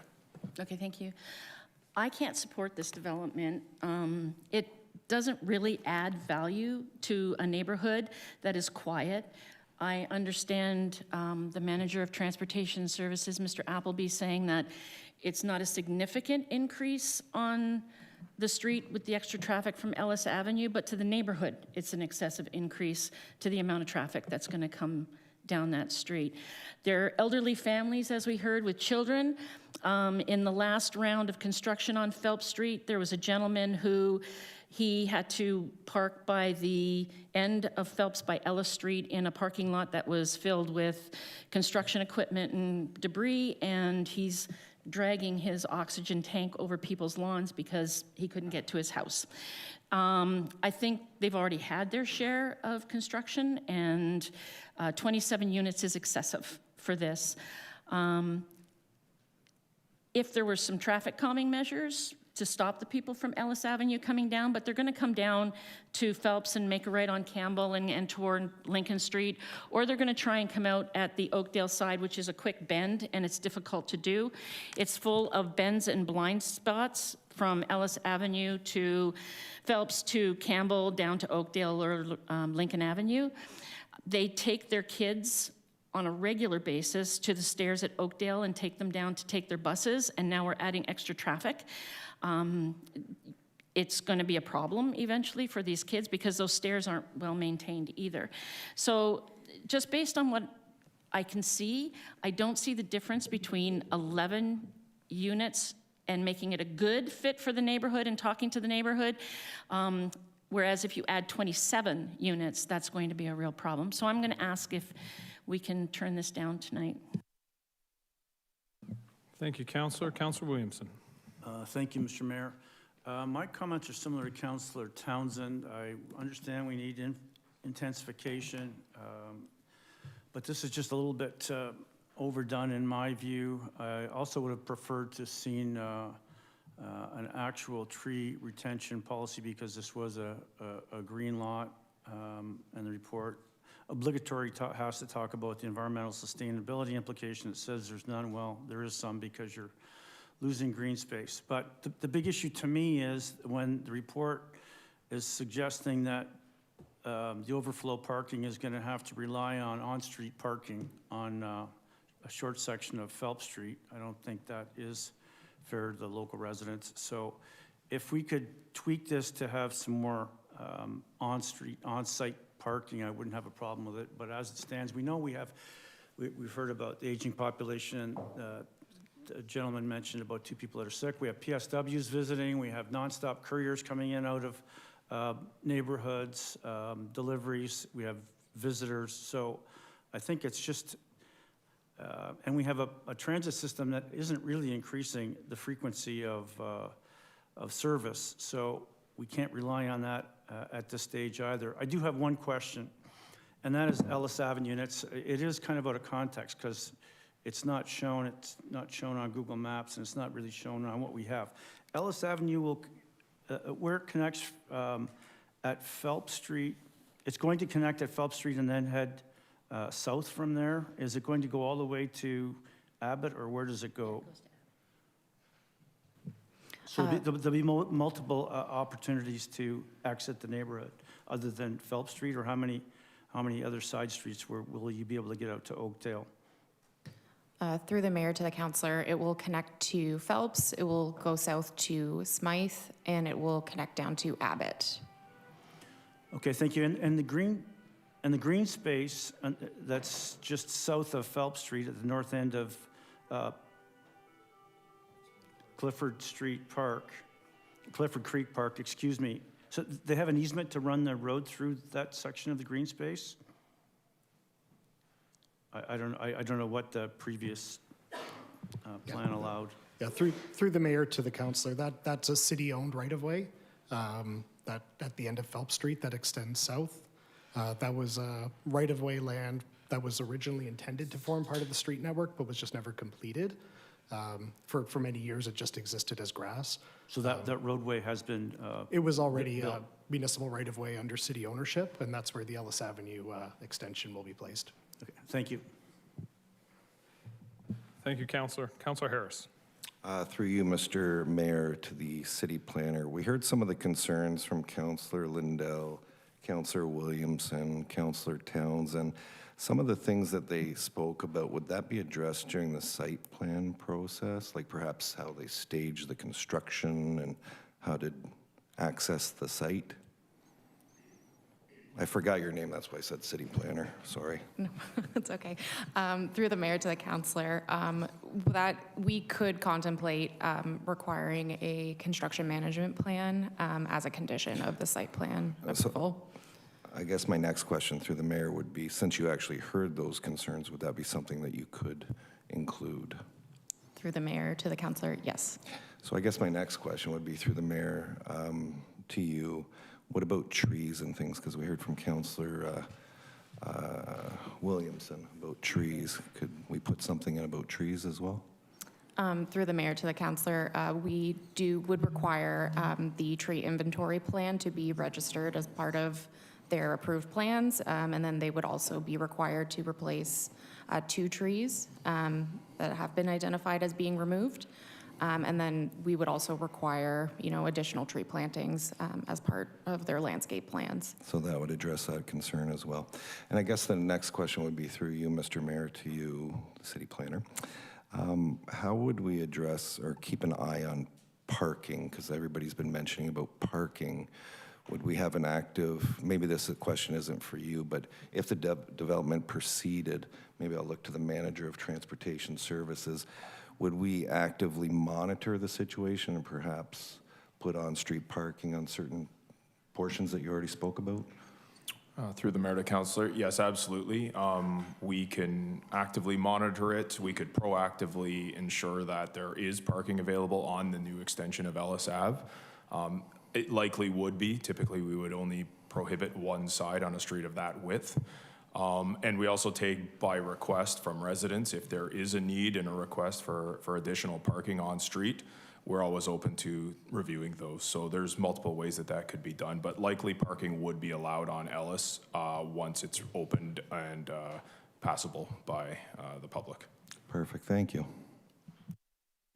Thank you, Councillor. Councillor Miller. Yeah, through you to staff, just without the change to medium density, could staff maybe let us know what could be built on the site, or what's the maximum units, or what some other alternative options would be if it had to remain low density? Through the mayor to the councilor, currently the R2 zone would permit, and the R2 designate, or the low density residential designation would permit a maximum density of about 32 units per hectare, and I believe the maximum density would be 11 or 12 units. But that could come in the form of another private road development. And then we could also, through the bylaw, could consider accessory dwelling units are permitted, which do not contribute towards density. Okay, yeah, thank you for that. I think this one's tough because of the moment we're in and the amount of housing and particularly rental housing that we need in the city. And I do think at some point we're gonna have to start approving a lot of these infills that make us uncomfortable. But I do kind of side with most of my colleagues, I think, here that this seems a little too big. And I think, unfortunately, the timing isn't great with all the other development that's happening in the area. It would probably be better to see what sort of impact that has on the neighborhood before moving forward with another project of this size. So hopefully we can see some infill on Phelps. I think even as the resident said, that would be agreeable, but I just think the scale of this and some of the specific conditions around Phelps Street make this one difficult to side with staff on, which is rare for me because I love our staff and they're great. Appreciate that vote of confidence, sir, Councillor Miller. I see no further speakers to this motion, so we do have the motion. It is up on the screen, and at this time I will look to the clerk to call the roll. Councillor Harris. Yes. Councillor McPherson. No. Councillor Miller. No. Councillor Phillips. No. Councillor Ratzlaff. Yes. Councillor Stevens. No. Councillor Townsend. No. Councillor Williamson. No. Councillor Dodge. No. Councillor Kushner.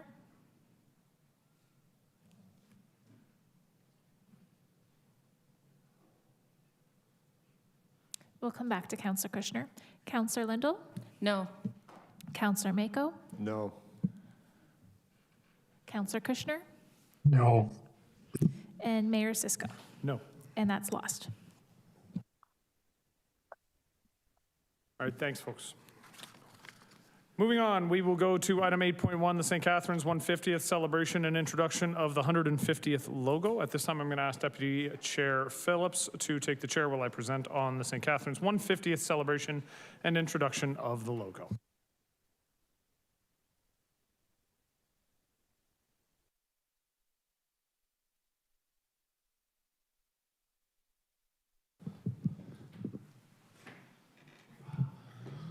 I will make this brief. I will point out I did wear a suit for everybody tonight, and that never happens. I do appreciate everybody's patience with this one. As you can see behind me, this is the 150th anniversary logo that we have created for the City of St. Catharines. This is, of course, the 150th year. Am I able to click forward or no? All right, can you click forward? So up first, we have some lovely historical photos. I was curious. They do show up pretty well. I did cheat a little bit on the top there in the corner. The map is actually from 1875. So that is the last map that we could find before the incorporation of our community in 1876. Obviously, it has grown quite a bit since then. I tried to grab a couple of historical photos from the library and from the museum and other locations. A beautiful shot of St. Paul Street, along with the lock in Port Dalhousie and the cenotaph in Meryton. Next slide. So the theme for this year is Our Common Ground. The theme speaks to the shared history, the values, and the experiences that have helped to build the City of St. Catharines. That's what the logo really is all about. The point of the logo, it's representing the parcels of land that existed in the community at the time of incorporation, but it also represents all of the communities within St. Catharines that have built out the broader community, a patchwork and a quilt of different groups from different parts of the world, both historically, going back the 150 years in the founding and the incorporation of the city, to today, the continued emergence of new groups and new communities within St. Catharines that help to build out the fuller, broader city. Next slide. So we did have our first event. We had a flag raising on January the 5th. We had federal, provincial, and regional and city representatives brought together to celebrate the origins of St. Catharines. We have gone all the way back to the very beginning, the Indigenous peoples that have been here for many thousands of years, all the way through right up to the current present-day ethnocultural groups that all make up our city. It was very well attended. We had a good opportunity to hear from other representatives. What you can't see actually behind that banner right there is my Chief of Staff, Brianne Whitty, who had to hold the banner up because it was a windy day, and I just felt like I had to point that out to embarrass her today. We'll go to the next slide. So we do have a number of exciting events that are planned for this year. The very official kickoff is May the 2nd. Our birth date for incorporation is May the 1st. The Saturday is May the 2nd, so we're having a birthday party in Montebello Park. There will be cake and cupcakes and a whole bunch of fun things for families to come out and celebrate. July 1st will be Enhanced Canada Day celebrations in Montebello Park. We are moving the Canada Day celebrations to the downtown, back to the downtown, I should say, where they had been in the past. As well, we will be having a fireworks and a drone show, Councillor Townsend, a drone show to celebrate both STC 150 and PD 200. That's the Port Dalhousie 200th anniversary celebration in Rennie Park that evening. The original hope had been to keep everything in the downtown, but unfortunately, when you fly drones and fire fireworks, you need to have lots of open space and preferably a body of water underneath. And so that was why we chose Rennie Park. In addition to those events, there will be a number of other things going on. We are appointing a poet laureate who will use poetry to engage with residents, celebrate civic pride, and do readings, special initiatives, and cultural events connected to the history and the culture of St. Catharines. Next slide. In addition to that, we will have weekly social media posts. We have been working with Kathleen Powell tirelessly, and she is putting together a fantastic highlighting of St. Catharines' history from a number of different perspectives, reaching out to, as I said, the variety of communities within the community to get a sense of how St. Catharines came to be the way it is. We have a 150th anniversary tree planting legacy project in conjunction with local environmental groups, including Malcolmson Eco Park, which we are looking forward to unveiling. We have a number of different public art initiatives showcasing local artists and community narratives in public spaces across the city. This will include a mural project in the downtown. And then we'll have STC 150 pop-up activations at all kinds of community events throughout the year, and we look forward to including as many different groups in the community as we can with the STC 150 celebrations. Next slide. So I leave it with that. This is the very happy picture of representatives of all 4 levels of government, still 4 levels of government in St. Catharines. And if there are any questions from council, I am happy to answer them at this time. Wonderful. Seeing none, thank you very much. Thank you, Mr. Mayor. The motion reads that council receive the presentation from Mayor Cisco regarding St. Catharines' 150th celebration and introduction of the 150th logo. All in favor? I don't think no one better be opposed. But if you do, you have to move to Thorold. Okay, thank you.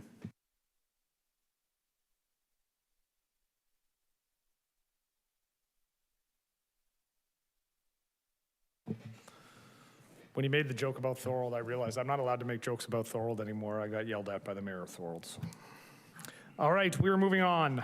Item 10.2, Commemorative Crosswalk, Lincoln and Welland Regiment Association and 10th Field Artillery Battery, our Royal Canadian Artillery.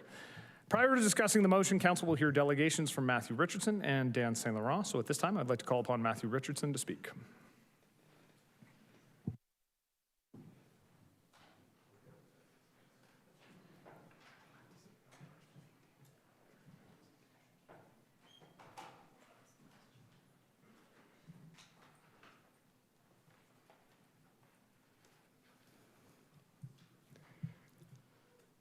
Good evening, Mayor Cisco, members of council, staff, ladies and gentlemen.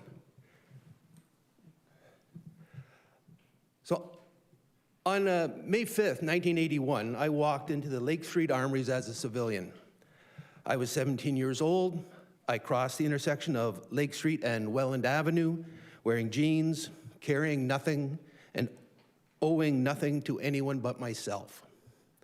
A few hours later, I walked back out across that same intersection with walked across that same intersection as a soldier. From that moment on, I accepted obligations that shaped my life.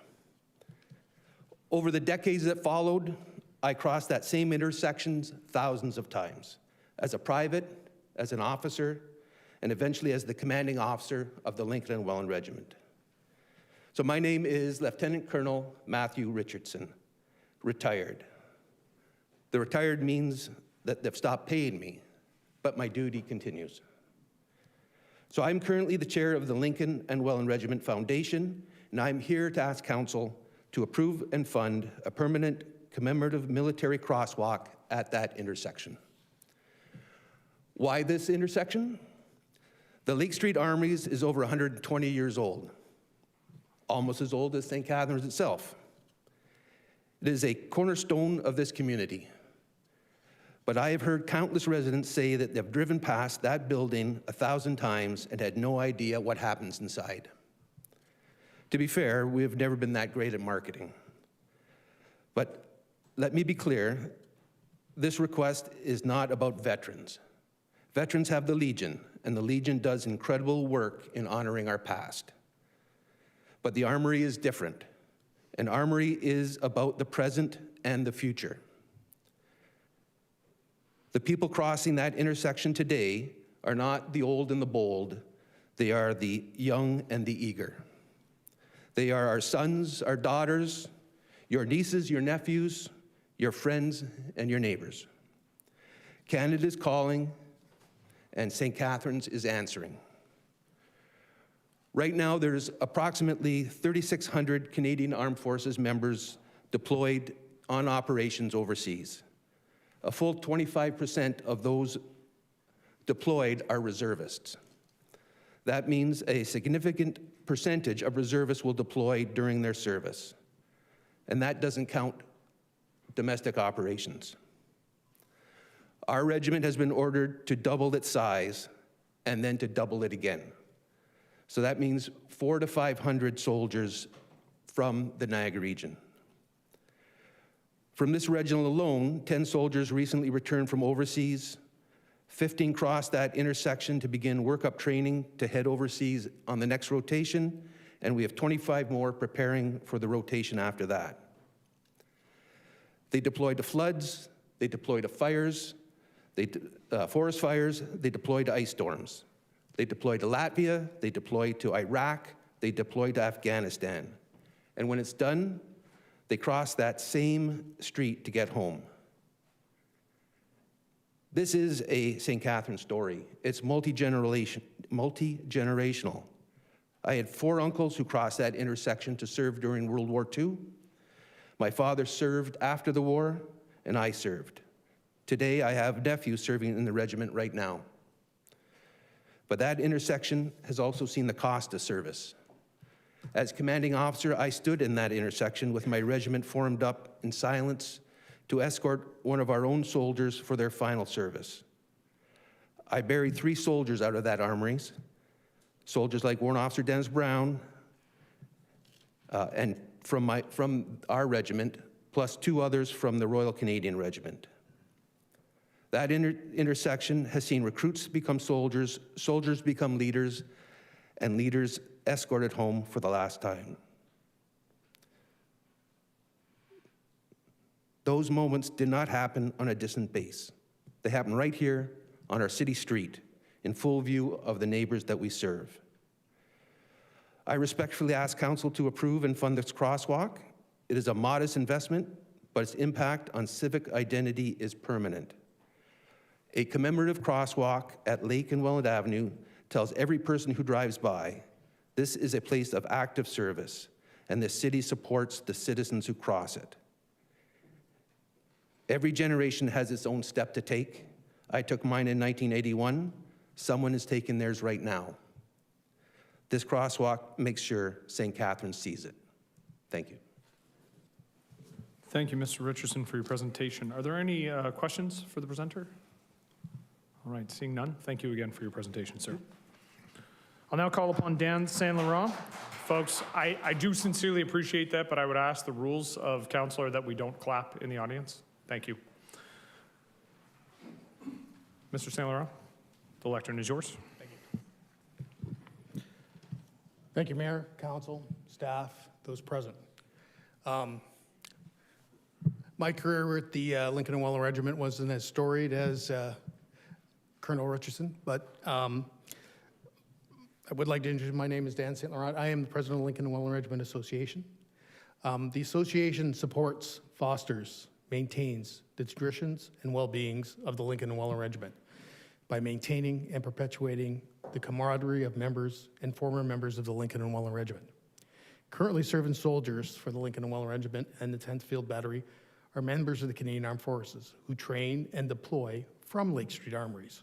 They are actively engaged in operations at home and abroad. This past year, the Lincoln and Welland Regiment has had troops return from Operation Reassurance in Latvia, with an additional group of soldiers now in the process of deploying to Latvia on the regiment's second rotation. Veterans, on the other hand, have completed their service. Both groups deserve respect, but this crosswalk specifically honors those who are still serving today. Regimental associations like ours are composed primarily of former soldiers and individuals with direct ties to the regiment and battery, family members, supporters, and those who have worn the uniform. Every member has a close connection to military service. Legions, while important, are a broad organization. Not all Legion members are veterans. Many joined for social or community reasons. This is a key difference of our associations are rooted in local military identity and heritage. This crosswalk is not symbolic in the abstract. It is tied to real people who continue to serve from the Lake Street Armories. It is a recognition of activity, duty soldiers and their families, and of the regiment's enduring presence in St. Catharines. Soldiers working out of the Lake Street Armories have crossed this intersection for over 120 years. Their families and friends have crossed this intersection to watch them on parade and receive them home from deployment. In summary, this initiative is about honoring those who serve today while respecting the legacy of those who came before. It is a statement that St. Catharines values its military heritage and the sacrifice made by its citizens in uniform.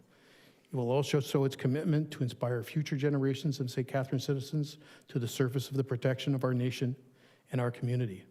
I am hopeful that Council will approve this initiative and that we can work together in finding a cost-effective means of meeting the scope of this request. Thank you.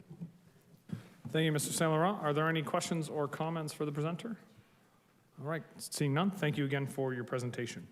Can I have a motion to receive the delegations? Councillor Harris, Councillor Lindell. All those in favor of receiving the delegations? And that is carried. So now moving the motion, I have Councillor McPherson and Councillor Ratzlaff. Are there any speakers to the motion? Councillor McPherson, you're up first. Thank you, Mr. Mayor. I'd like to thank everyone who's spoken this evening and who took the time to send emails and joining us in the gallery. I will try to be brief, but probably not. When many of us think about the Lincoln and Welland Regiment and the 10th Field Artillery Battery, we often think of names tied to history books in far-off places. St. Julian, Arras, the Somme, Bergen-op-Zoom, Ortona, Casino. What we don't always remember or may not fully realize is that service did not end with the Second World War.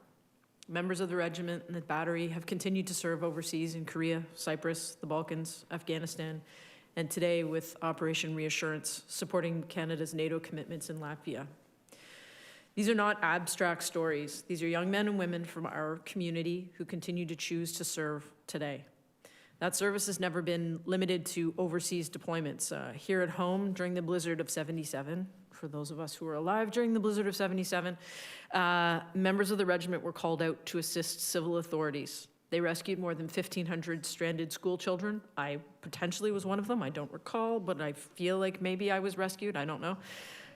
Councillor Kushner would know better. And they've provided assistance to countless residents during that emergency. For that work, the regiment received a vote of thanks from the House of Commons. They've continued to step up during national emergencies, providing volunteers during the '97 Red River flood and the 1998 ice storm in eastern Ontario and Quebec. This proposed crosswalk is not just about honoring the past. It is about recognizing service that continues today, quietly and consistently in our community. It's also about recognizing the families and loved ones who support that service. The parents, the partners, the children, the friends whose lives are put on hold while someone they love serves our country. The commemorative crosswalk at Lake Street and Welland Avenue beside the Armory would be a small but visible reminder of that sacrifice, a daily sign of respect, gratitude, and recognition.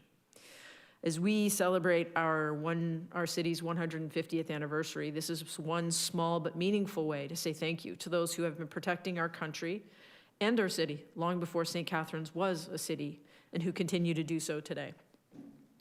I remember the first time I walked into the Armory and I saw the battle honors. I read the names of those who made the ultimate sacrifice. To me, it felt like history. But what I've learned since is that the regiment and the battery are not just part of our past. They are very much part of our present and our future.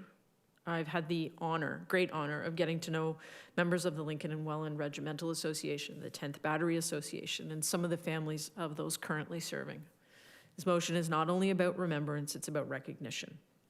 My hope is that with council's support, this crosswalk will help residents pause, even just briefly, to recognize that when they pass the Armory, that there are men and women in our community who are choosing to serve our country today. The motto of the Lincoln and Welland Regiment is not for us, but for our country. 10th Battery's motto is unique, and I apologize if that's incorrect, meaning everywhere, and it reflects the reality of their service, past and present. And I hope that all of council will support this motion. Thank you. Thank you, Councillor McPherson. Before I go to Councillor Townsend, I am going to suggest a single friendly amendment. If I'm not reading this incorrectly, the second whereas clause cites 2025 as being the 80th anniversary of the liberation of Bergen-op-Zoom. While it is the 80th anniversary of VE Day, the liberation of Bergen-op-Zoom was in 1944, October 27th of 44, so 2024 would be the 80th anniversary. I only know because I was there with the Regimental Association, so. Just friendly? Okay, wonderful. I just want to make sure it's correct. Councillor Townsend. Thank you, Chair. You must have been a teacher at some point. It was very teacherish. I may have been in a past life. Thank you. I just want to, I'm in full support of this, of course. I just wanted to maybe, if we don't have to add this as an amendment, but if staff could take this as direction, there's 4 available funds right now through Veteran Affairs Canada for engagement on any type of war memorial activities or war memorials, including crosswalks. I'm wondering if staff can look at the funds available. You can apply for them online, and municipalities do qualify for it. So I just wonder if staff can take that as direction so that we can do more of these types of things within our community. Thank you. Mr. Martuccio is nodding his head in agreement, so they take that as a direction. Yeah, the first deadline is January 31st, so I just want to let staff know that. Okay, thanks. We can put flames under his feet. That works. All right, are there any other questions or comments on this motion? Seeing none, I will look to the clerk to call the roll. Councillor McPherson. Yes. Councillor Ratzlaff. Yes. Councillor Phillips. Yes. Councillor Miller. Yes. Councillor Mako. Yes. Councillor Lindell. Yes. Councillor Kushner.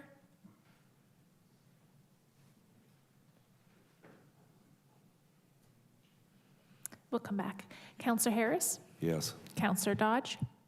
Yes. Councillor Stevens. Yes. Councillor Townsend. Yes. Councillor Williamson. Yes. Councillor Kushner.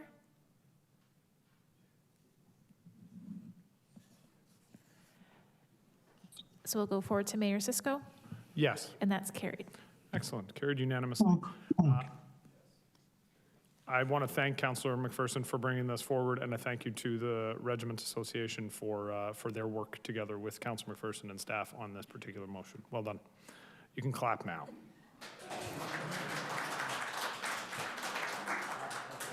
There was a whole reason why, and I was sitting here actually contemplating, if someone claps when Mr. Saint Laurent is done, do I then have to go, folks, if we were in the Armory, you have rules, we follow the rules, and I had a whole teacher lecture, as Councillor Townsend was intimating. So anyways, I appreciate you following the rules. Thank you very much. We'll go on to 9.2, Office of the Chief Administrative Officer, Downtown Stabilization, Safety, and Reinvestment Plan. Prior to discussing the report, I will call upon David Oakes, the Chief Administrative Officer, to provide remarks, but we will perhaps pause for 60 seconds.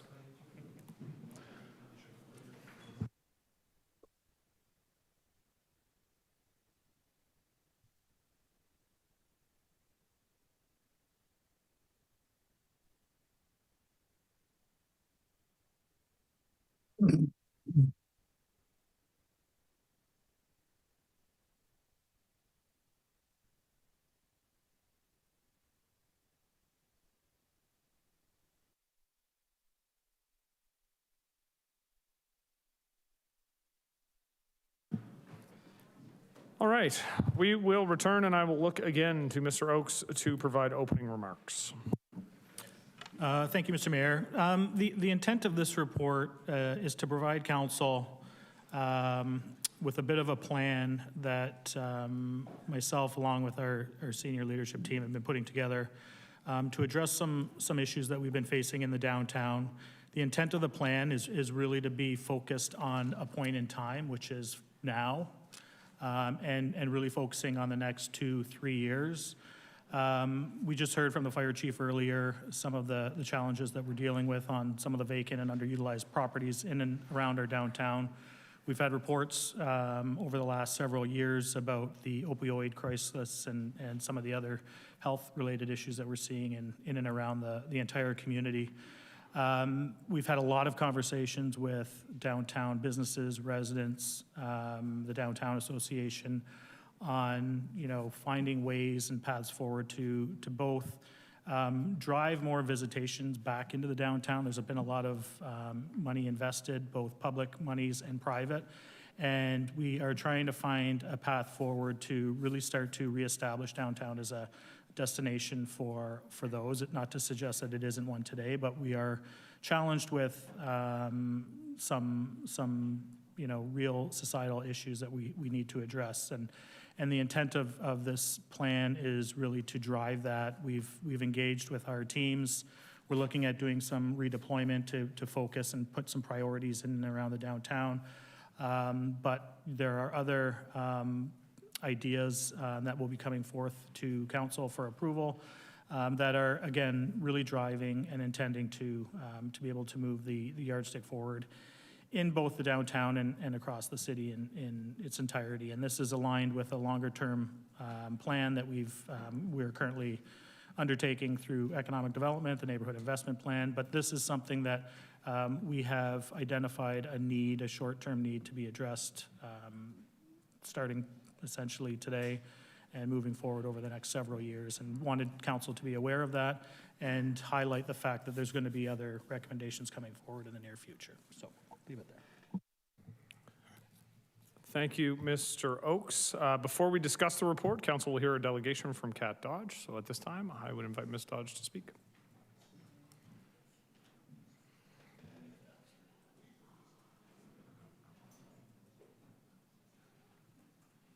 Ms. Dodge, the lectern is yours. Welcome. Thank you. Thank you, Mayor.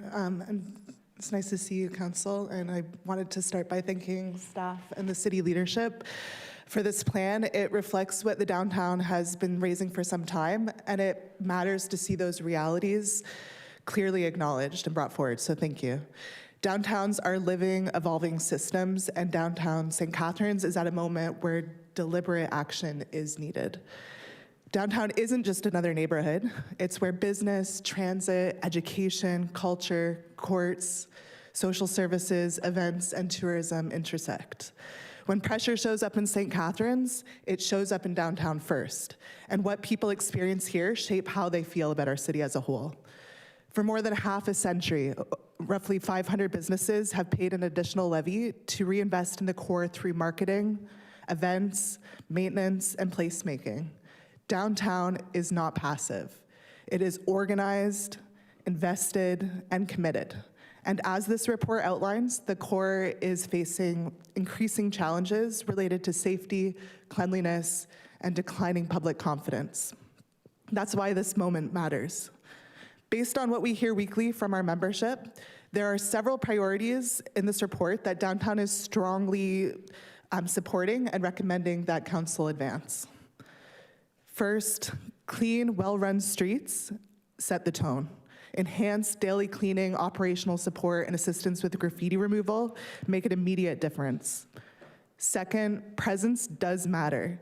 Increased visible foot patrols, including policing, bylaw, security, and initiatives like the Welcoming Streets initiative are necessary to improve both real and perceived safety issues in the core, and they work best when they're alongside pathways that lead to real supports. Third, our physical environment matters. Lighting directly affects whether people feel comfortable moving through the core, especially young people coming for school, deciding whether they want to stay in St. Catharines after they graduate. It's important that they feel safe walking through the downtown. Trees and green infrastructure also need proper coordination and ongoing maintenance so public investments can reach their full potential. Fourth, vacant and underutilized buildings shape perception. Continued enforcement, basic maintenance, and temporary activation can stabilize these spaces while longer-term developments come into the core. And fifth, reducing friction matters. I know this was in the looking at the long term, but improving the permitting and investment experience can be an early lever for stabilization. Many of our downtown investments have mentioned that they've had struggles to navigate the systems to get open, and we think that those experiences directly affect investor confidence, and there's opportunity there. Parking access and permit efficiency also matter as office workers return and residents look to move into the downtown core. And activity. When downtown anchors are busy, like the Meridian Center, the PAC, surrounding businesses benefit. The streets feel safer, the perception improves. So aligning activity and activation with the Neighborhood Investment Master Plan is an opportunity to accelerate confidence while longer-term investments take shape. Partners like our Niagara Artist Center have been showing how this works in practice. They took previously underutilized properties, worked with the city and emergency services to stabilize them, and activated those spaces with people and programming. It changed the way the area felt even before permanent redevelopment occurred. That progression from vacant to stabilized to active is exactly what this plan envisions, and partners like the Niagara Artist Center and others are ready to move quickly with modest, targeted support. As the Neighborhood Investment Plan and related marketing strategies move forward, the St. Catharines Downtown Association is asking to be a consistent partner at the table. We bring the downtown lens, regular feedback from our businesses, and lessons from the main streets all across Ontario. We are able to help ensure that these strategies are grounded, effective, and scalable, not just in downtown, but across the city. And I'll leave you with this, and a calendar. This year marks the 150th year of St. Catharines. Through every chapter of that history, the city center has remained at the heart of our story. It has endured because people care so much about it. That pride is still here. The downtown is ready to do the work. Our businesses are investing above and beyond. Our partners are prepared. And what we're asking for is continued collaboration and focused support so this work can move forward with urgency and so downtown isn't carrying these pressures alone. Thank you. Thank you, Ms. Dodge, for the presentation. Are there any questions or comments for Ms. Dodge? All right, seeing none, thank you again for the presentation. Thank you. Can I have a mover and a seconder to receive the delegation? Councillor Harris, Councillor Townsend. All those in favor? Opposed? And that's carried. And then moving the recommendation on the screen, I have Councillor McPherson. Seconding, I have Councillor Ratzlaff. Councillor McPherson, did you have amendments that you were making to the recommendation? Okay, so if we can get those on the board now.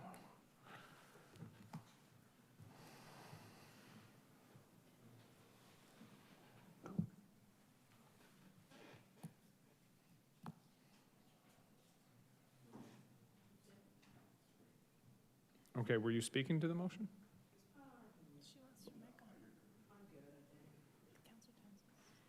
No, I opened up her mic and then she turned it off and then, okay, I just wanted to make sure. It popped on, I opened you up. All right, then I was gonna say, I believe there was a third amendment? Because I need to make sure that Councillor Ratzlaff is okay with the amendments before we go any further.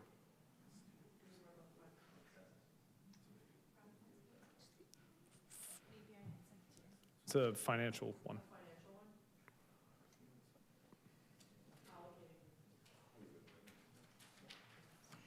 We'll just hold for a second. I have Councillor Townsend, followed by Councillor Williamson, and then Councillor Miller will be our speakers.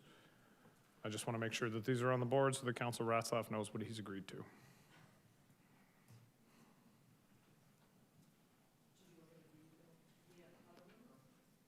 If you would like.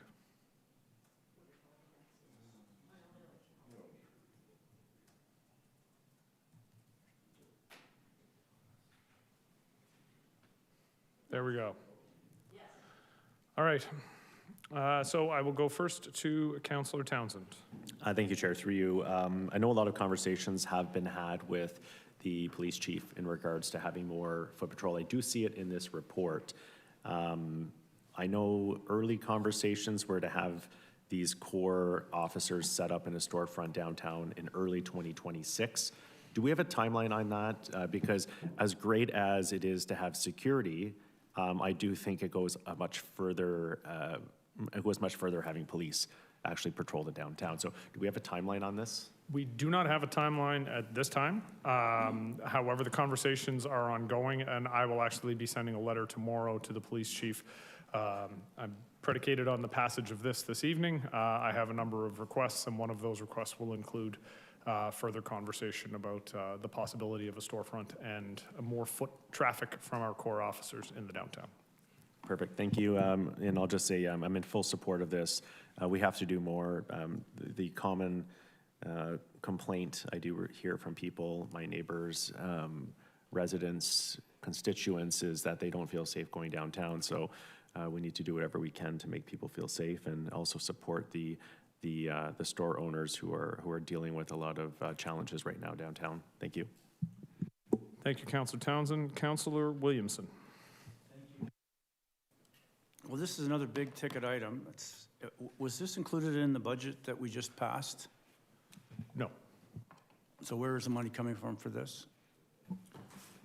Through you, Mr. Mayor, this would come out of a reserve funding, and I believe the directing staff to identify the appropriate source would come out of a reserve account.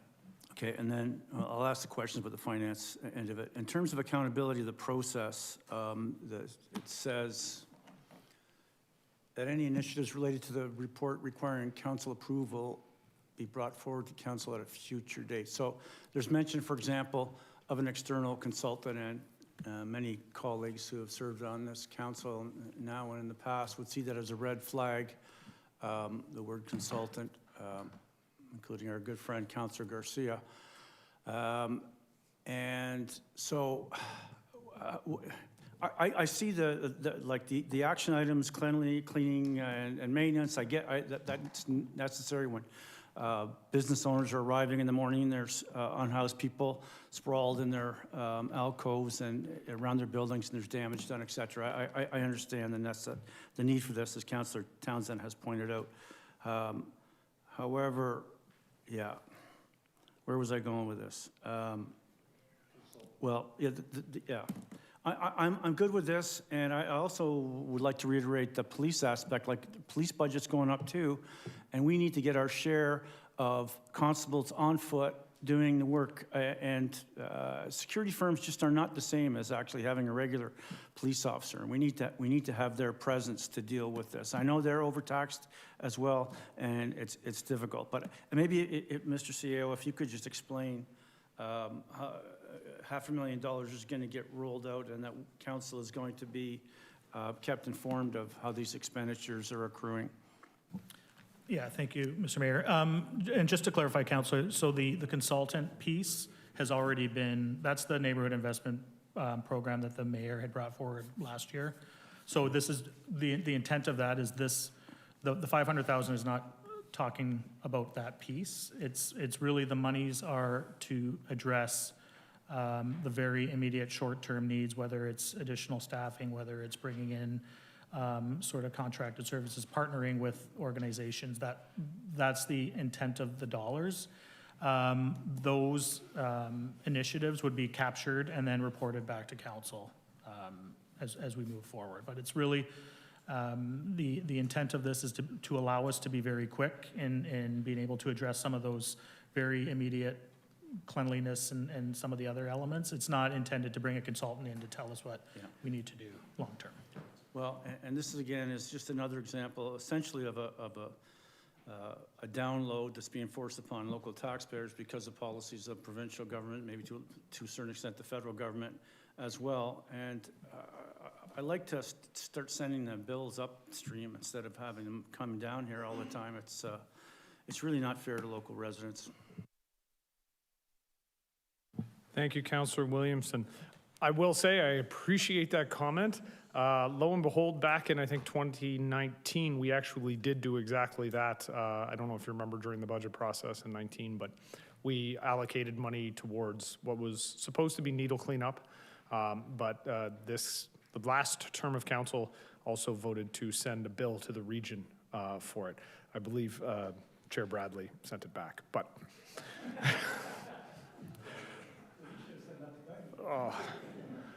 Councillor Miller is next. Yeah, thanks. And I'll preface this with saying I'm broadly in support of this. My concern is around and it's come up a little bit, is around the mobile security enhancement. I didn't see, the report was, I guess, vague, and I know this is sort of an initial report, so I get that.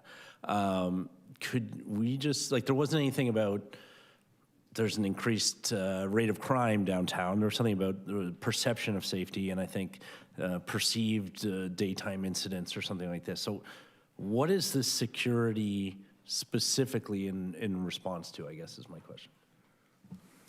Through you, Mr. Mayor. So some of the identified concerns that were brought forward by actual businesses that have employees, working late into the evening was, there's a lot of contracted services that are happening at the individual basis. The city, we've engaged security as well. Mm-hmm. Is there an opportunity to look at it a bit more strategically and to see how we can sort of look at ways to augment the spend that's happening both at the city level and with the various businesses, to have some additional supports to, if employees are concerned of getting to their vehicles at night, being able to offer some of those type of supports.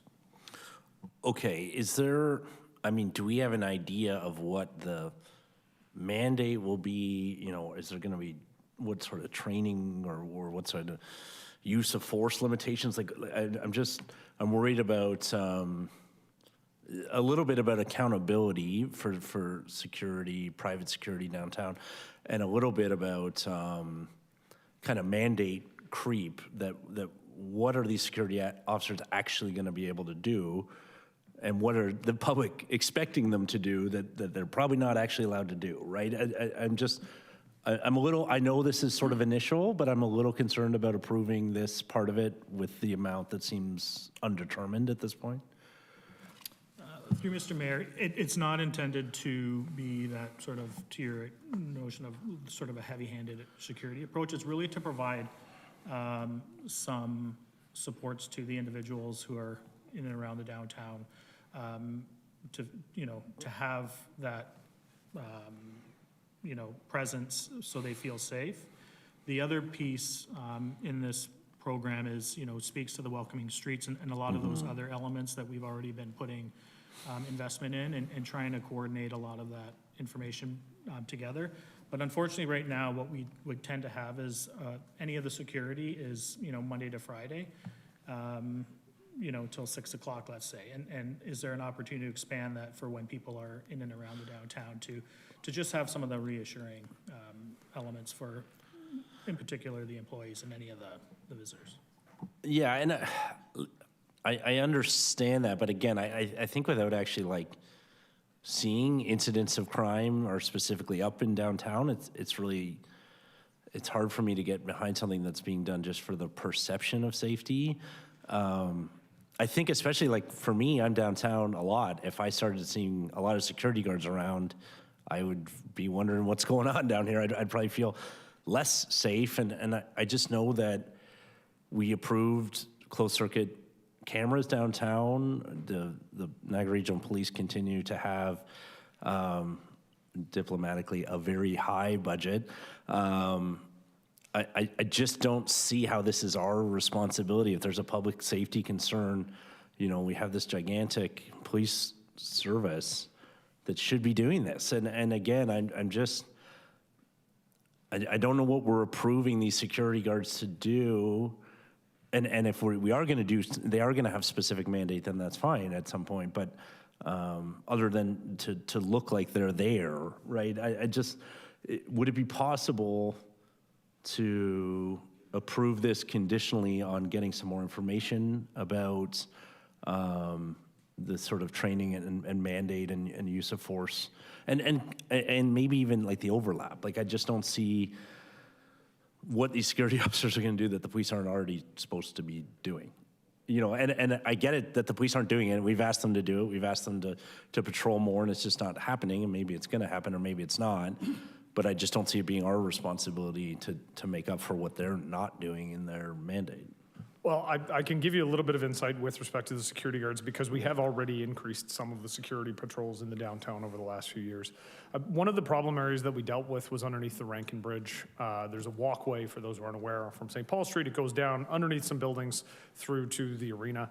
And there were a lot of issues in that particular walkway. A lot of calls for service to Niagara Regional Police, calls for service to fire, to EMS, and to your point, I mean, and I don't disagree. I think a lot of people want to see more visible foot patrol presence from the NRP in the downtown.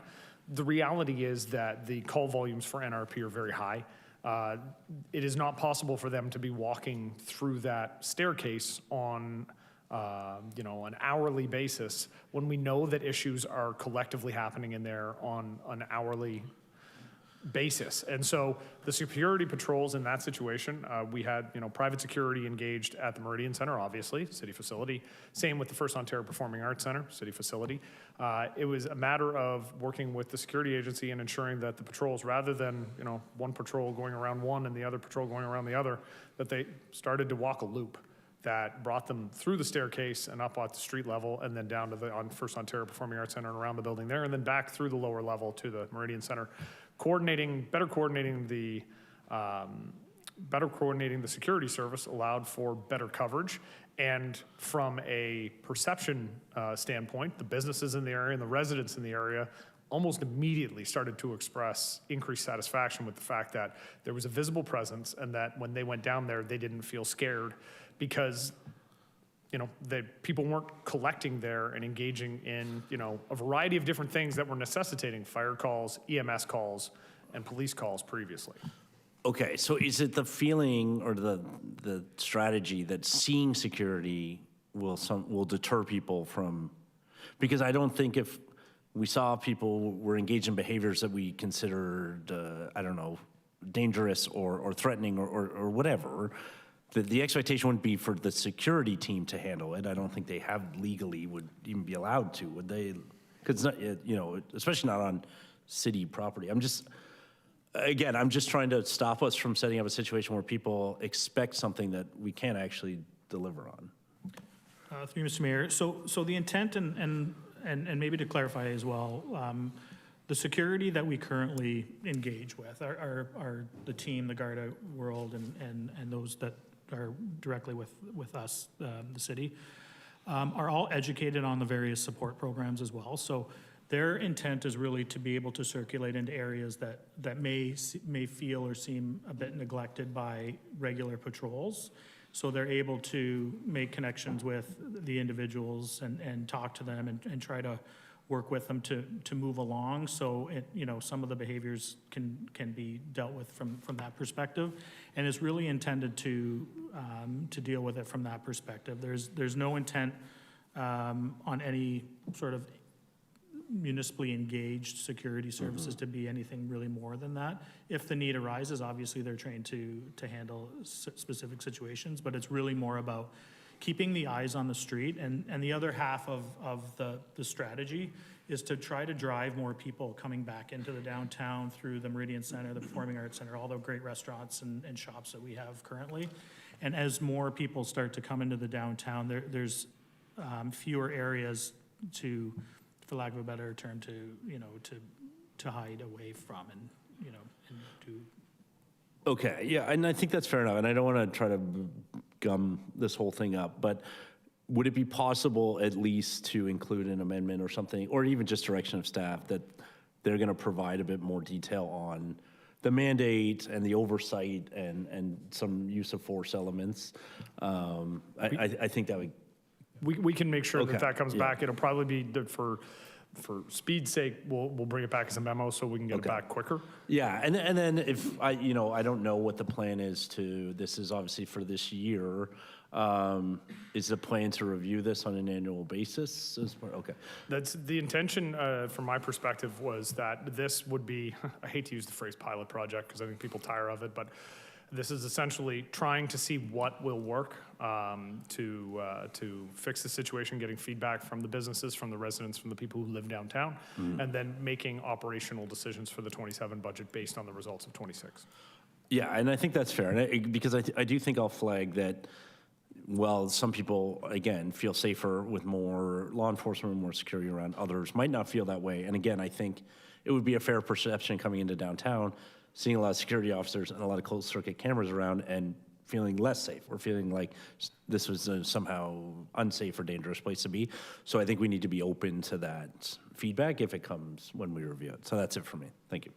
Thank you, Councillor Miller. Councillor Mako, followed by Councillor Kushner. Councillor Mako. Thank you. Mayor, through you to the CAO, the top of page 5 mentions prioritized downtown bylaw enforcement, specifically enhancements to the vacant property bylaw to expedite resolution of unsecured property, which I think is definitely needed. We heard earlier tonight from the fire chief the impacts of fire inside vacant properties privately owned, but also the YMCA building recently and significant damage inside that building. But my understanding is there'd been exterior inspections by bylaw that showed the buildings were secure, so the gap seemed to be interior inspections of these vacant properties. Maybe you could speak a bit to those enhancements, if you have any thoughts yet. Do they include any sort of interior inspection or what else you're thinking in that area?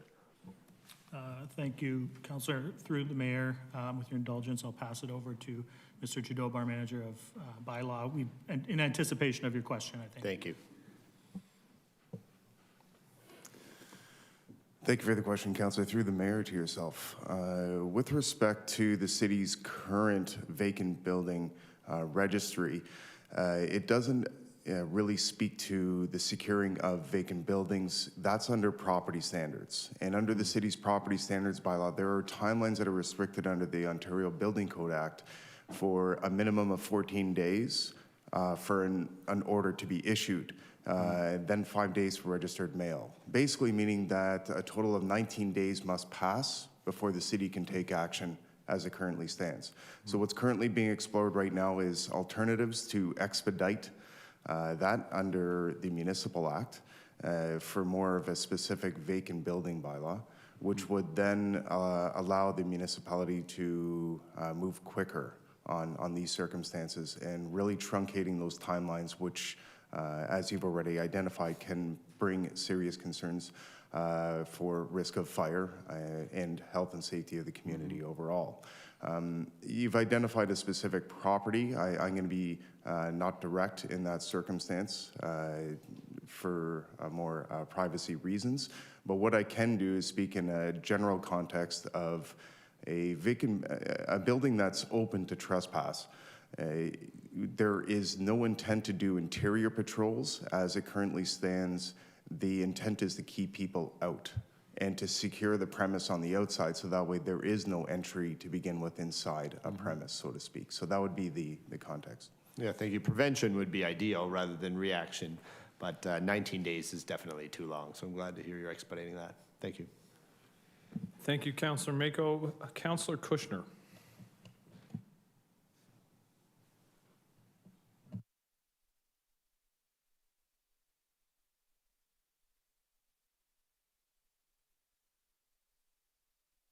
Councillor Kushner, I'm not sure, you might be still muted.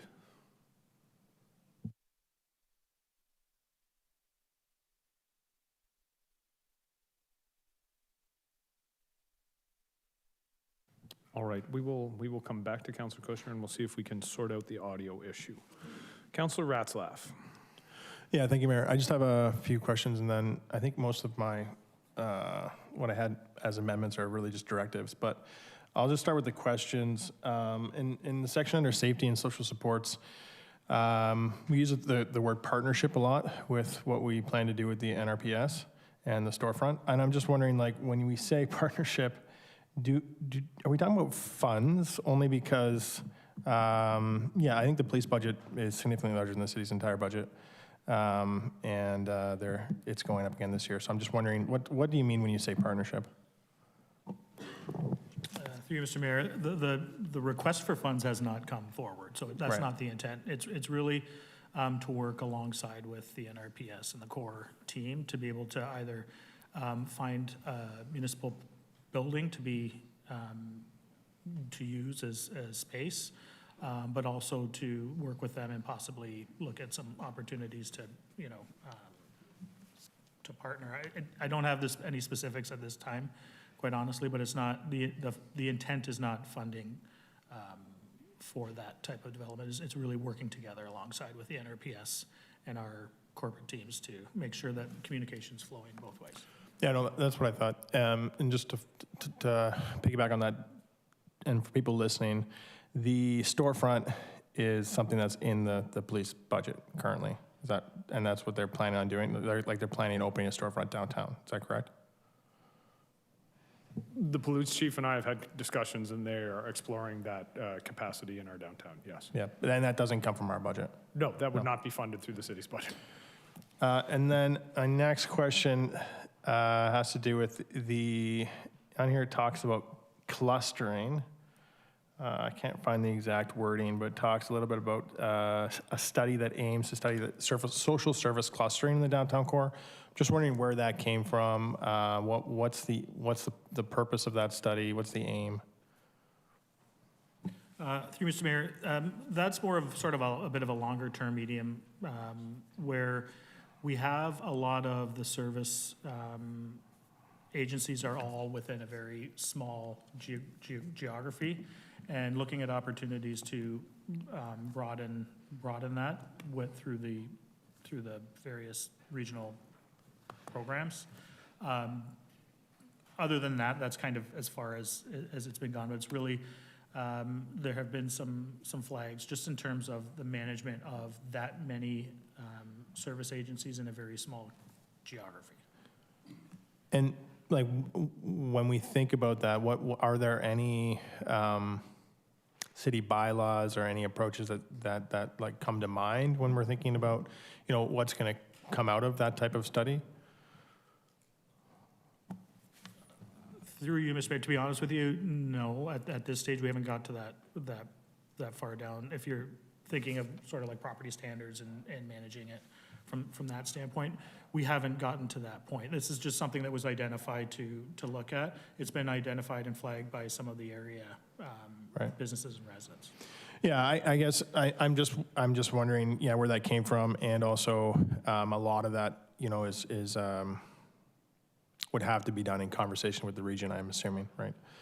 And then I did have some directives here that I gave to staff to put up on the screen. It looks like a lot, but it's mostly just directives, and we can probably actually cross some of them off. But so the first one here, Councillor, I think the best way to consider these would be as directions to staff. Yeah. I think so too. Yeah, I appreciate you having it put up on the screen though, so that everybody can see it. But I think that's, as opposed to amendments, I think that's the best way to handle it. Yeah. So the first directive to staff, I have hesitations similar to Councillor Miller around expanding contracted city security force services. Partly again because we pay a lot for our police services, but also it's reactionary. And I understand that we're kind of throwing everything at the wall and seeing what sticks at this point. But I think it's always good to keep in mind or put front of mind solutions-focused initiatives. And so this is exactly why we brought in, or Councilor McPherson and myself, with the mayor, convinced the region to fund Welcoming Streets Initiative. They're going to be wrapping up a year pretty soon. We've been told by some of our strongest critics, Vice Chair of the BIA, that this is a game changer. These are boots on the ground. These are teams that can respond to business needs immediately. And they're collecting a ton of data around what's working, what isn't working, what they're seeing downtown. And so there's a few of these directions have to do with them. But I think whenever there's an opportunity that arises where we can shift allocation of resources from our security services to welcoming streets. I think that should be something that's kept front of mind. The second one, there's been some, none of this I think is new to staff, but there's been some gaps identified between our ability to communicate with the downtown BIA and welcoming streets around what's happening. So just as the coordination of our security services helped, I think having our security services coordinating with welcoming streets and the BIA better would I think pay dividends on what we're seeing downtown. There's a second directive there. The third one, this is one that we have a notice of motion coming to council later today, but it's around the incentive-based parking validation program. So it was labeled this in the report, and so maybe this is a question to staff. When we talk about incentive-based parking validation, like what I'd love to see is us consider providing discounts or free parking passes to folks who actually go and do a business and spend money. And that would be, to me, that's an incentive-based parking validation program. That's something that could actually be looked at expanding into places like Port Dalhousie. So I guess my direction would be, can we look at that? And is that what you meant when we titled that section incentive-based parking validation programs? Through you, Mr. Mayor, so the answer is yes, we can look at that definitely. And that is the sort of, the idea of the parking was trying to find. Yeah, the clerk's department has fast screen sharing.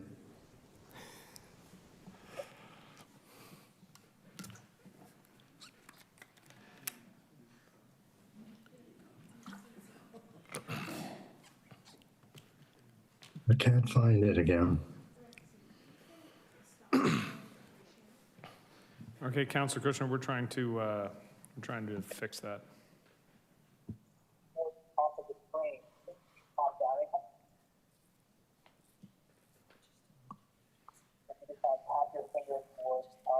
Is that better, Councilor? Can you hear me now?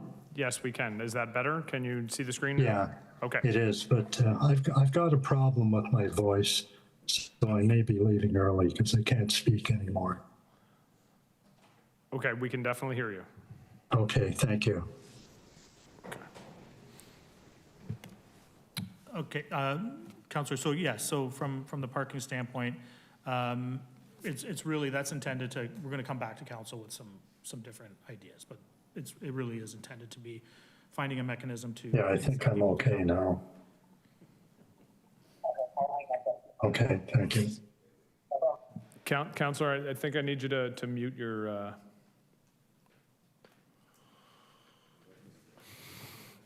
I got it. The last directive here, it has to do with the enhanced daily downtown cleanup.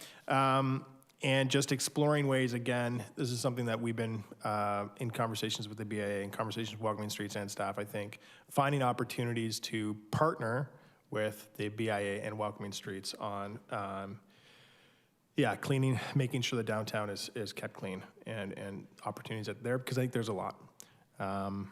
So yeah, I think those are my comments and directives. I'm excited to see a lot of the pieces in this report from keeping the streets cleaner, and I also appreciate, and I think every resident appreciates that we're working on the vacant property bylaw. I was talking to a resident last week who was really frustrated with the price of commercial units, despite the fact that there's so many vacant commercial units in our downtown. You'd think, supply and demand would seem to dictate that the more vacant units we have, the more affordable those commercial spaces would be. But it's for whatever reason, it's not tending to be the case. So thanks for all your work on this report. Thank you, Councilor Ratzlaff. Councilor Phelps. Thank you, Mr. Mayor. Obviously, cleanliness and safety is paramount in the success of this initiative, but my council colleagues have gone to great lengths to discuss that. As far as the consultant, has that person been hired? Is that person working now with groups? Where are we with that? I don't remember. Have we seen that? I don't remember seeing it. Through Mr. Mayor, I believe it's going through the process as we speak, through the Prosperity Group in collaboration with Economic Development. So it's in process. Okay, fine. And that's good. To me, it's important. I think we should have, if you want a lack of a better term, actually a business committee where senior staff, our deputy chief administration officer or administrative officer and our director of ECDev meet with members of not only the BIA, but some of the senior members of our business community, like from Critelli's,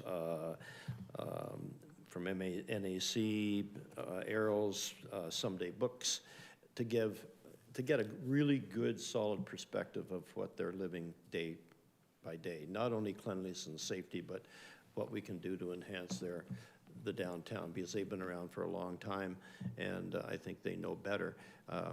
And obviously you would include Kat too from BIA, because she would have a feeling of the whole community. But I think it would be really important too, because once that consultant comes, the report's there, the consultant's gone, and what happens? But if we had a committee that was meeting, whether it be quarterly or semi-annually or something like that, to give an update, I think that would be really important. The other thing too is we have to give people a reason to come downtown. The number of people that don't come downtown because they say it's not clean or it's not safe, but they also, I'll use the Meridian Center for example. When was the last time we've had a significant concert there? It's been quite a while. We have hockey games and basketball games, but for some reason we're not getting those things. The Performing Arts Center is virtually closed down in the summertime. We have beautiful gardens down there. People want to come down. If they come downtown, they see the gardens and they see a concert and they go for a meal. They're going to continue coming downtown. So, and I'm not blaming them, but I think we have to give people a reason to come downtown. More festivals. You look at Grape and Wine Festival, the parade, the place is packed. I think we need more downtown. We used to have more downtown festivals than what we have right now. And I think those are drivers for success, because maybe people aren't going to go to that restaurant when they're at the antique car show or whatever it is, but at least they're going to get downtown to see what's downtown, and maybe they'll come back. So I think there's all kinds of reasons. Signage, you don't know what's happening downtown because there aren't any signs up on a wall somewhere, a visual sign to indicate who is playing hockey in the next game, or who's playing the next basketball game, or who's going to be at the Performing Arts Center, what's coming up. Somehow we need to be able to advertise that. I remember being in Burlington at their Performing Arts Center, and on the outside there was a list of events coming. So I think those are things that we have to give the people of St. Catharines a reason to come downtown, other than, and as you said, a lot of really good restaurants. Thank you. Thank you, Councillor. Councillor McPherson. Thank you, Mr. Mayor. I wasn't going to speak, but I'm going to. I just want to thank yourself, CAO Oakes, and everyone who was involved in this report. I think a lot of it we've talked about for a very, very long time, and we've heard, sitting on the BIA board, I hear a lot of it every month that we have a meeting. So I appreciate the thought that went into it, and I appreciate my ward mates' directions. I think it is important to not just have security, but also to make sure that we have a program that, as my ward mate said, has been considered a game changer for downtown. And just to, I do want to, because this seems like it's a lot of bad news about downtown, but I do want to say that the BIA and Kat and her team have done an incredible job marketing the downtown. I don't have the numbers because Kat, I don't remember the numbers, but they're really big with the ad campaigns you've been doing, as well as the cross-border promotion and being partners, a partner sitting at the table with cross-border tourism. So I do want to give the BIA a big shout out. and the board members who are incredibly strong advocates for downtown and who I hope will appreciate and see a lot of this implemented. And that's all. Thank you. Thank you, Councillor. Councillor Stevens. Mr. Mayor, this is good. We need to do something. You know, if we sit back and do nothing, then nothing will ever get done. So we always have to try. Just a question with the short-term things. And later in the report, it said if this is passed, that are going to happen immediately. We're going to start with things. Now, I could be wrong, but the last few times I've been downtown, I'm a proponent of going downtown and always telling everybody get down there and see the shows. Is it dirtier down there than normal? I think. I'm just at the wrong time before garbage is picked up. It just seems there's a lot of trash on St. Paul Street, and rightly so, there's going to be more with the recycling programming stopping for the region. That's done through those contracts, like through Miller or somebody. It's a big truck. We don't do any of that ourselves, right? I'm going to throw that out there too. Didn't we at the beginning of this term? We were going to buy a little garbage truck or something for staff to do this kind of things, and I haven't heard it. Did we have it yet? Because I haven't seen any hoopla or ribbon cutting on a new garbage truck for us. So, where is it? I know Councillor Dodge was the one that pushed for that. Yes. You mean the Dodge truck? Yes. So I figured I had to throw that out there. Like, where is it? I don't remember seeing it. So through you, Mr. Mayor, I'll start, and maybe I'll pass it over to Mr. Murata, our Director of Municipal Works, on the garbage truck. But specifically, you know, whether there's more garbage in and around the downtown, I can't really comment.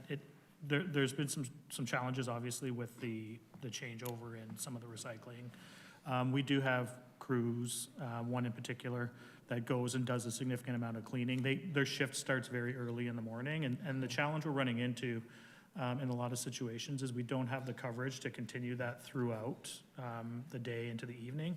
So, and then, you know, you factor in some of the other issues that we're dealing with on the opioid side of the equation, and you know, the health crisis that's in front of us. You know, that creates some other challenges with you know, just the garbage cans in and around the downtown. So this is intended to be able to address that, the sort of that litter component, and trying to extend it and be on top of it. As we, you know, I'm really clear, because I hear Councillor McPherson as well.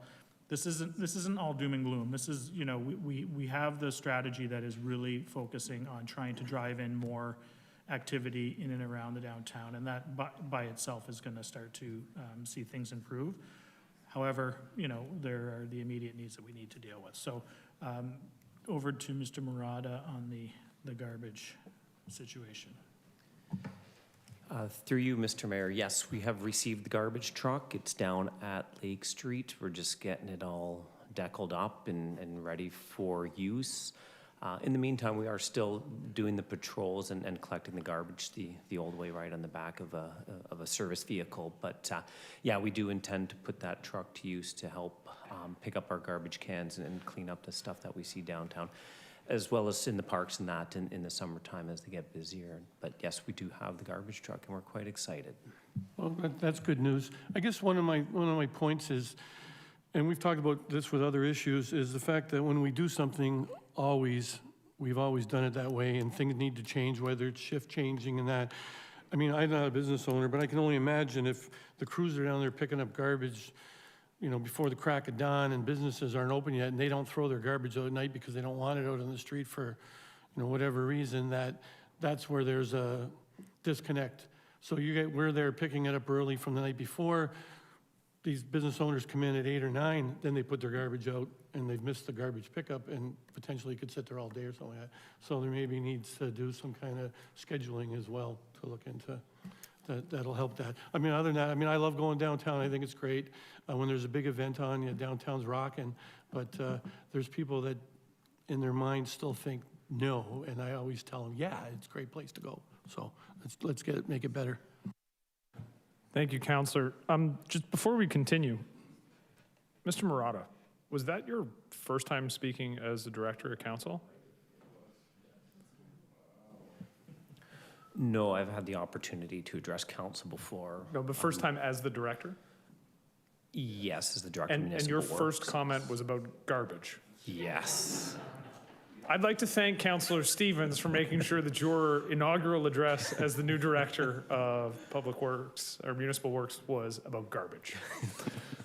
That is a good one. I just wanted to, you know what, with that said, round of applause for Mr. Murata as our new Director.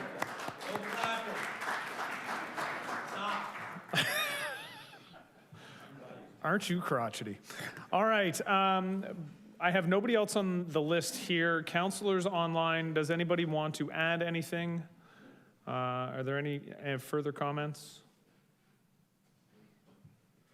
All right, seeing none from our councilors online, we will vote in a moment. I did want to speak just briefly. I will start by saying that I heard overwhelming support from Councillor Phelps on the topic of digital signage in our downtown, and I can't wait till our digital signage report comes back because I too want to know when the Ice Dogs and the River Lions are playing.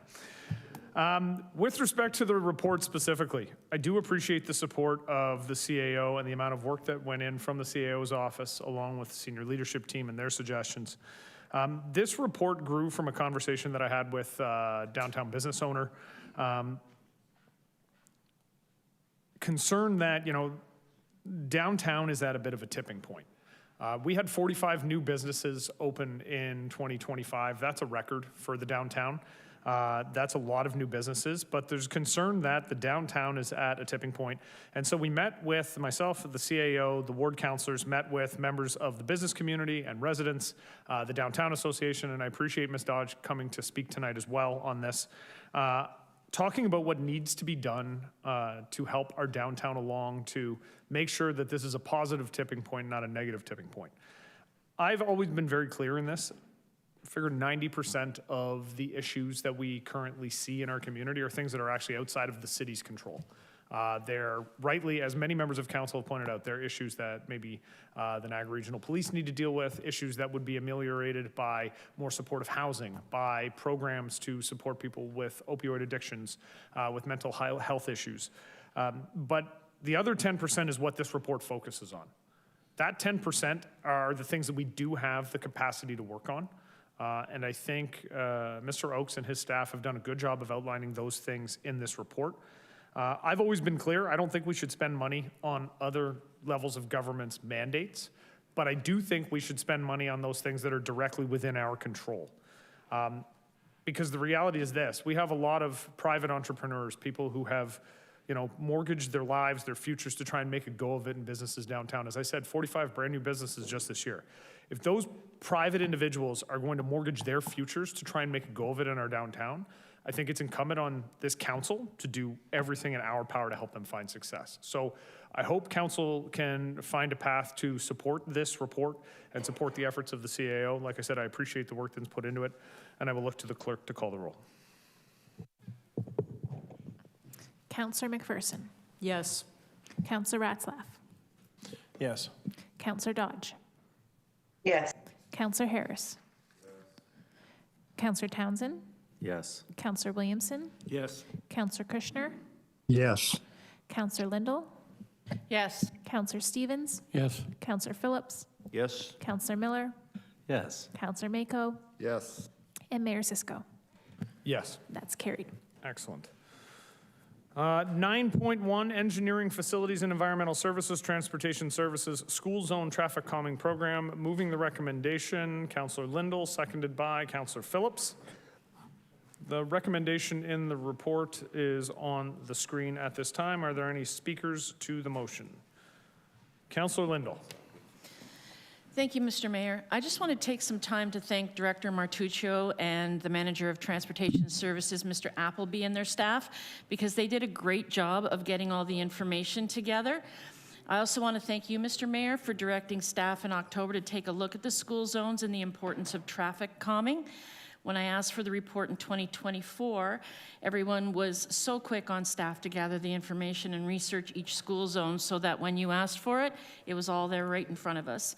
The concern about traffic calming around schools has been one of my chief emails and phone calls. I've even gotten phone calls from principals of a couple of the schools in my ward. It's important because our children are our most valuable asset, and they should feel safe coming in and out of school.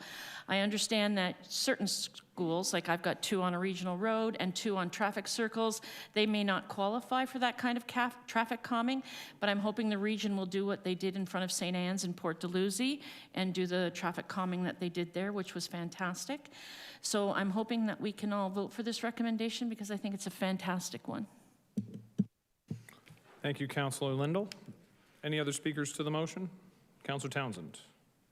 Thank you, Chair. I just want to echo what Councillor Lindell said. Thank you to staff for bringing this forward. Councillor Stevens and I have received ongoing complaints about a number of schools, and I'm really happy to see that they're on this traffic calming report, and looking forward to supporting this. Thank you. Thank you, Councillor.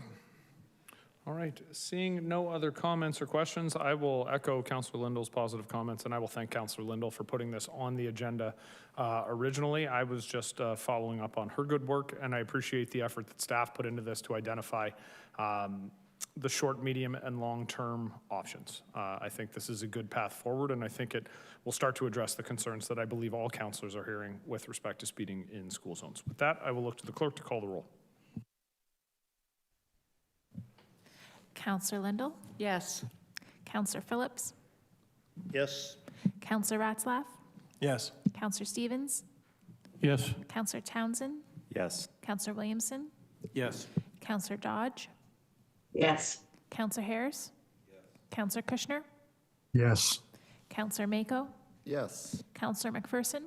Yes. Councillor Miller? Yes. And Mayor Cisco. Yes. And that's carried. All right. Moving on to motions. Item 10.1, Carlos Garcia Park. There is a motion coming from Councillor Williamson and seconded by Councillor Mako. So at this time, I will look to Councillor Williamson. Like me to read it? You can if you would like, Councillor.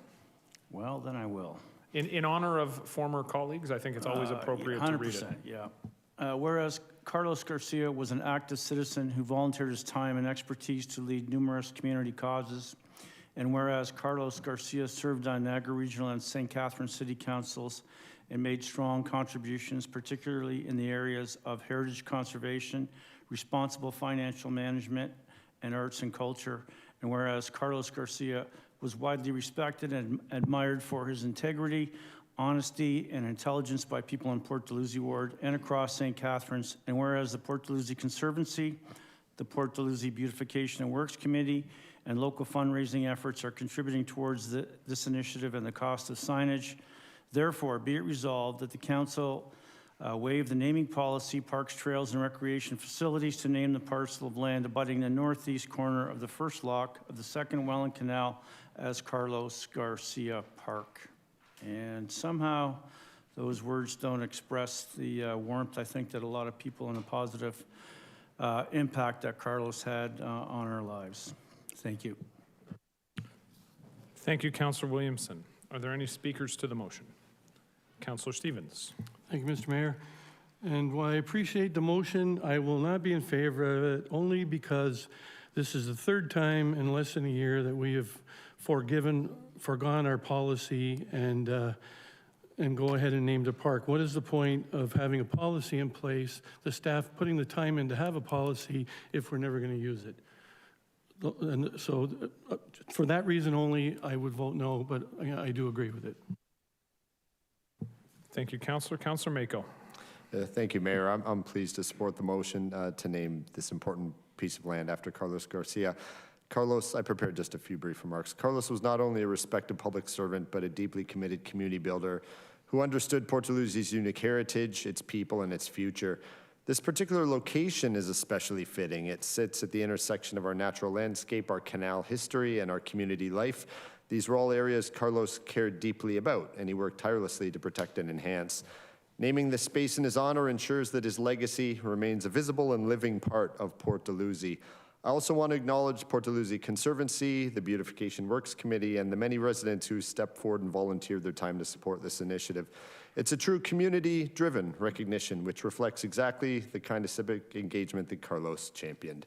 By waiving the naming policy in this case, council's recognizing not just a name, but his legacy of integrity, thoughtful leadership, and service. I'm proud to see Carlos's contributions permanently recognized in the community he served so well. Thank you. Thank you, Councillor. Councillor Townsend. Thank you, Chair. I'm happy to support this motion. I appreciate Councillor Williamson and Councillor Mako to bring this motion forward.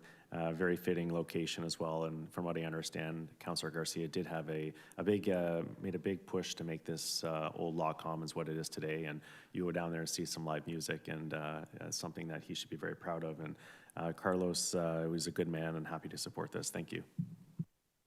Thank you very much.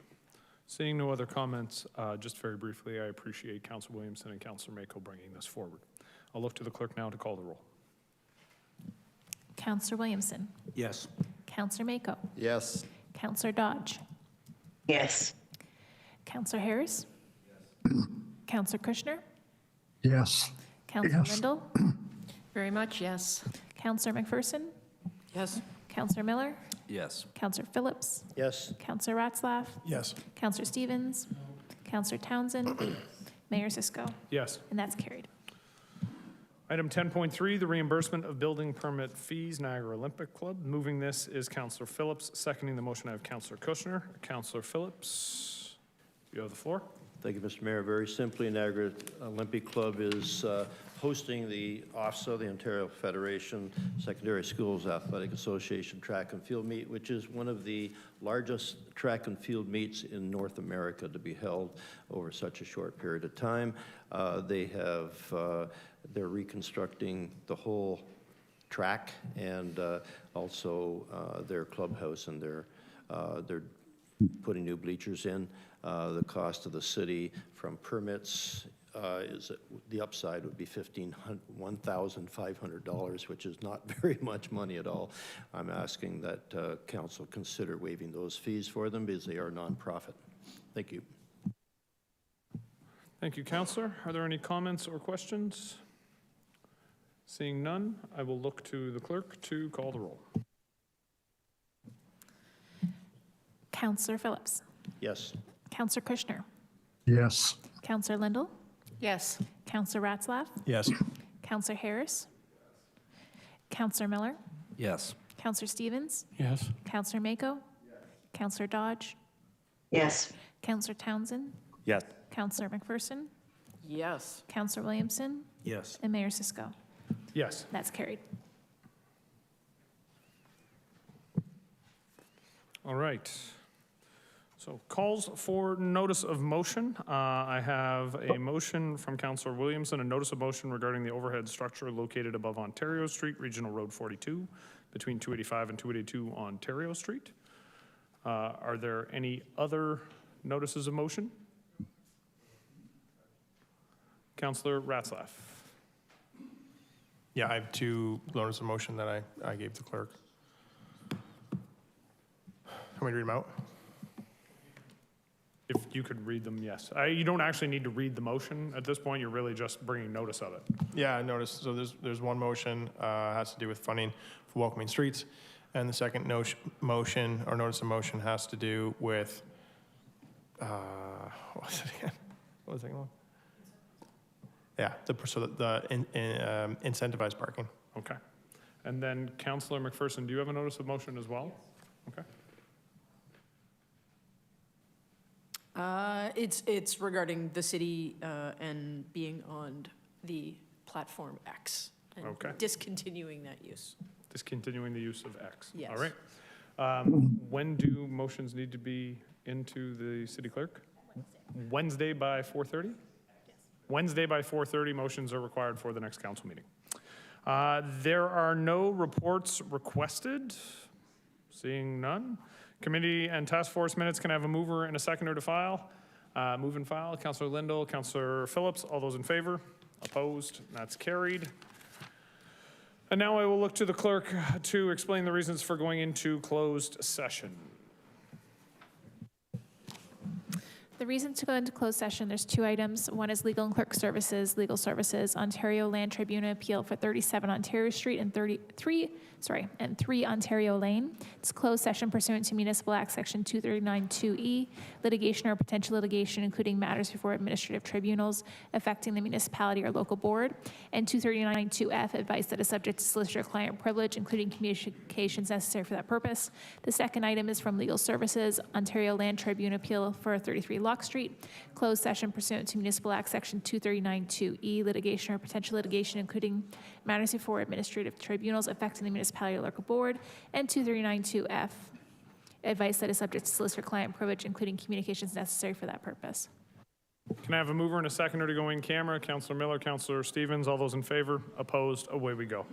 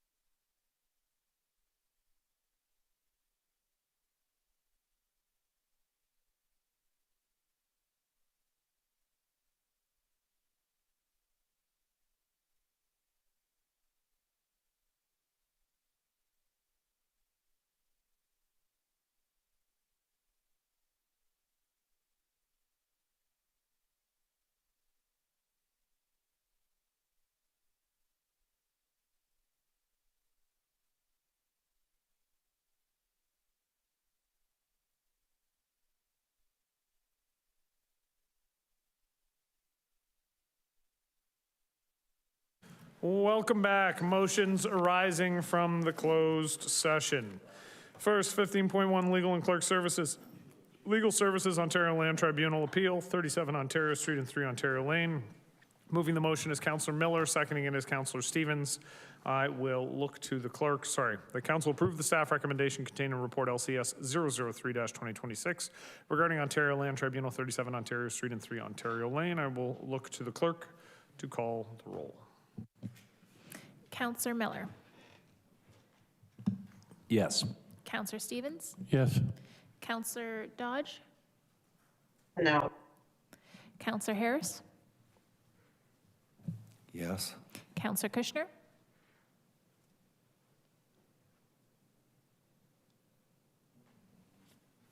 I'll come back to Councillor Kushner. Councillor Lindell. Yes. Councillor Mako. Councillor McPherson. No. Councillor Phillips. No. Councillor Ratzlaff. No. Councillor Townsend. Yes. Councillor Williamson. No. Councillor Kushner. Yes, I'm going to vote yes, but at the same time, I'm going to indicate that I'm very opposed to the building because I don't consider it to be compatible with the heritage area, etc. But I have to be realistic. If we oppose it, the owner will go to the proper authorities and it'll be very... Pardon? I just want to confirm you're speaking to 37 Ontario Street and 3 Ontario Lane? Yes. And Mayor Cisco? Yes. And that's carried. I'm voting yes. Thank you. Thank you, Councillor. And then 15.2 Legal and Clerk Services, Legal Services, Ontario Land Tribunal Appeal 33 Locke Street. Moving is Councillor Lindell, seconding is Councillor Miller, that staff proceed as directed in the closed session. And I will look to the clerk to call the roll. Councillor Lindell. Yes. Councillor Miller. Yes. Councillor Dodge. No. Councillor Harris. Yes. Councillor Mako. No. Councillor McPherson. Yes. Councillor Kushner. Yes. Councillor Phillips. No. Councillor Ratzlaff. Yes. Councillor Stevens. Yes. Councillor Townsend. No. Councillor Williamson. No. Mayor Cisco. Yes. And that's carried. Bylaws, can I have a mover and a seconder? Councillor Lindell, Councillor Harris, all those in favor? Opposed, that's carried. Adjournment, Councillor Stevens, Councillor McPherson, all those in favor? Opposed, good night.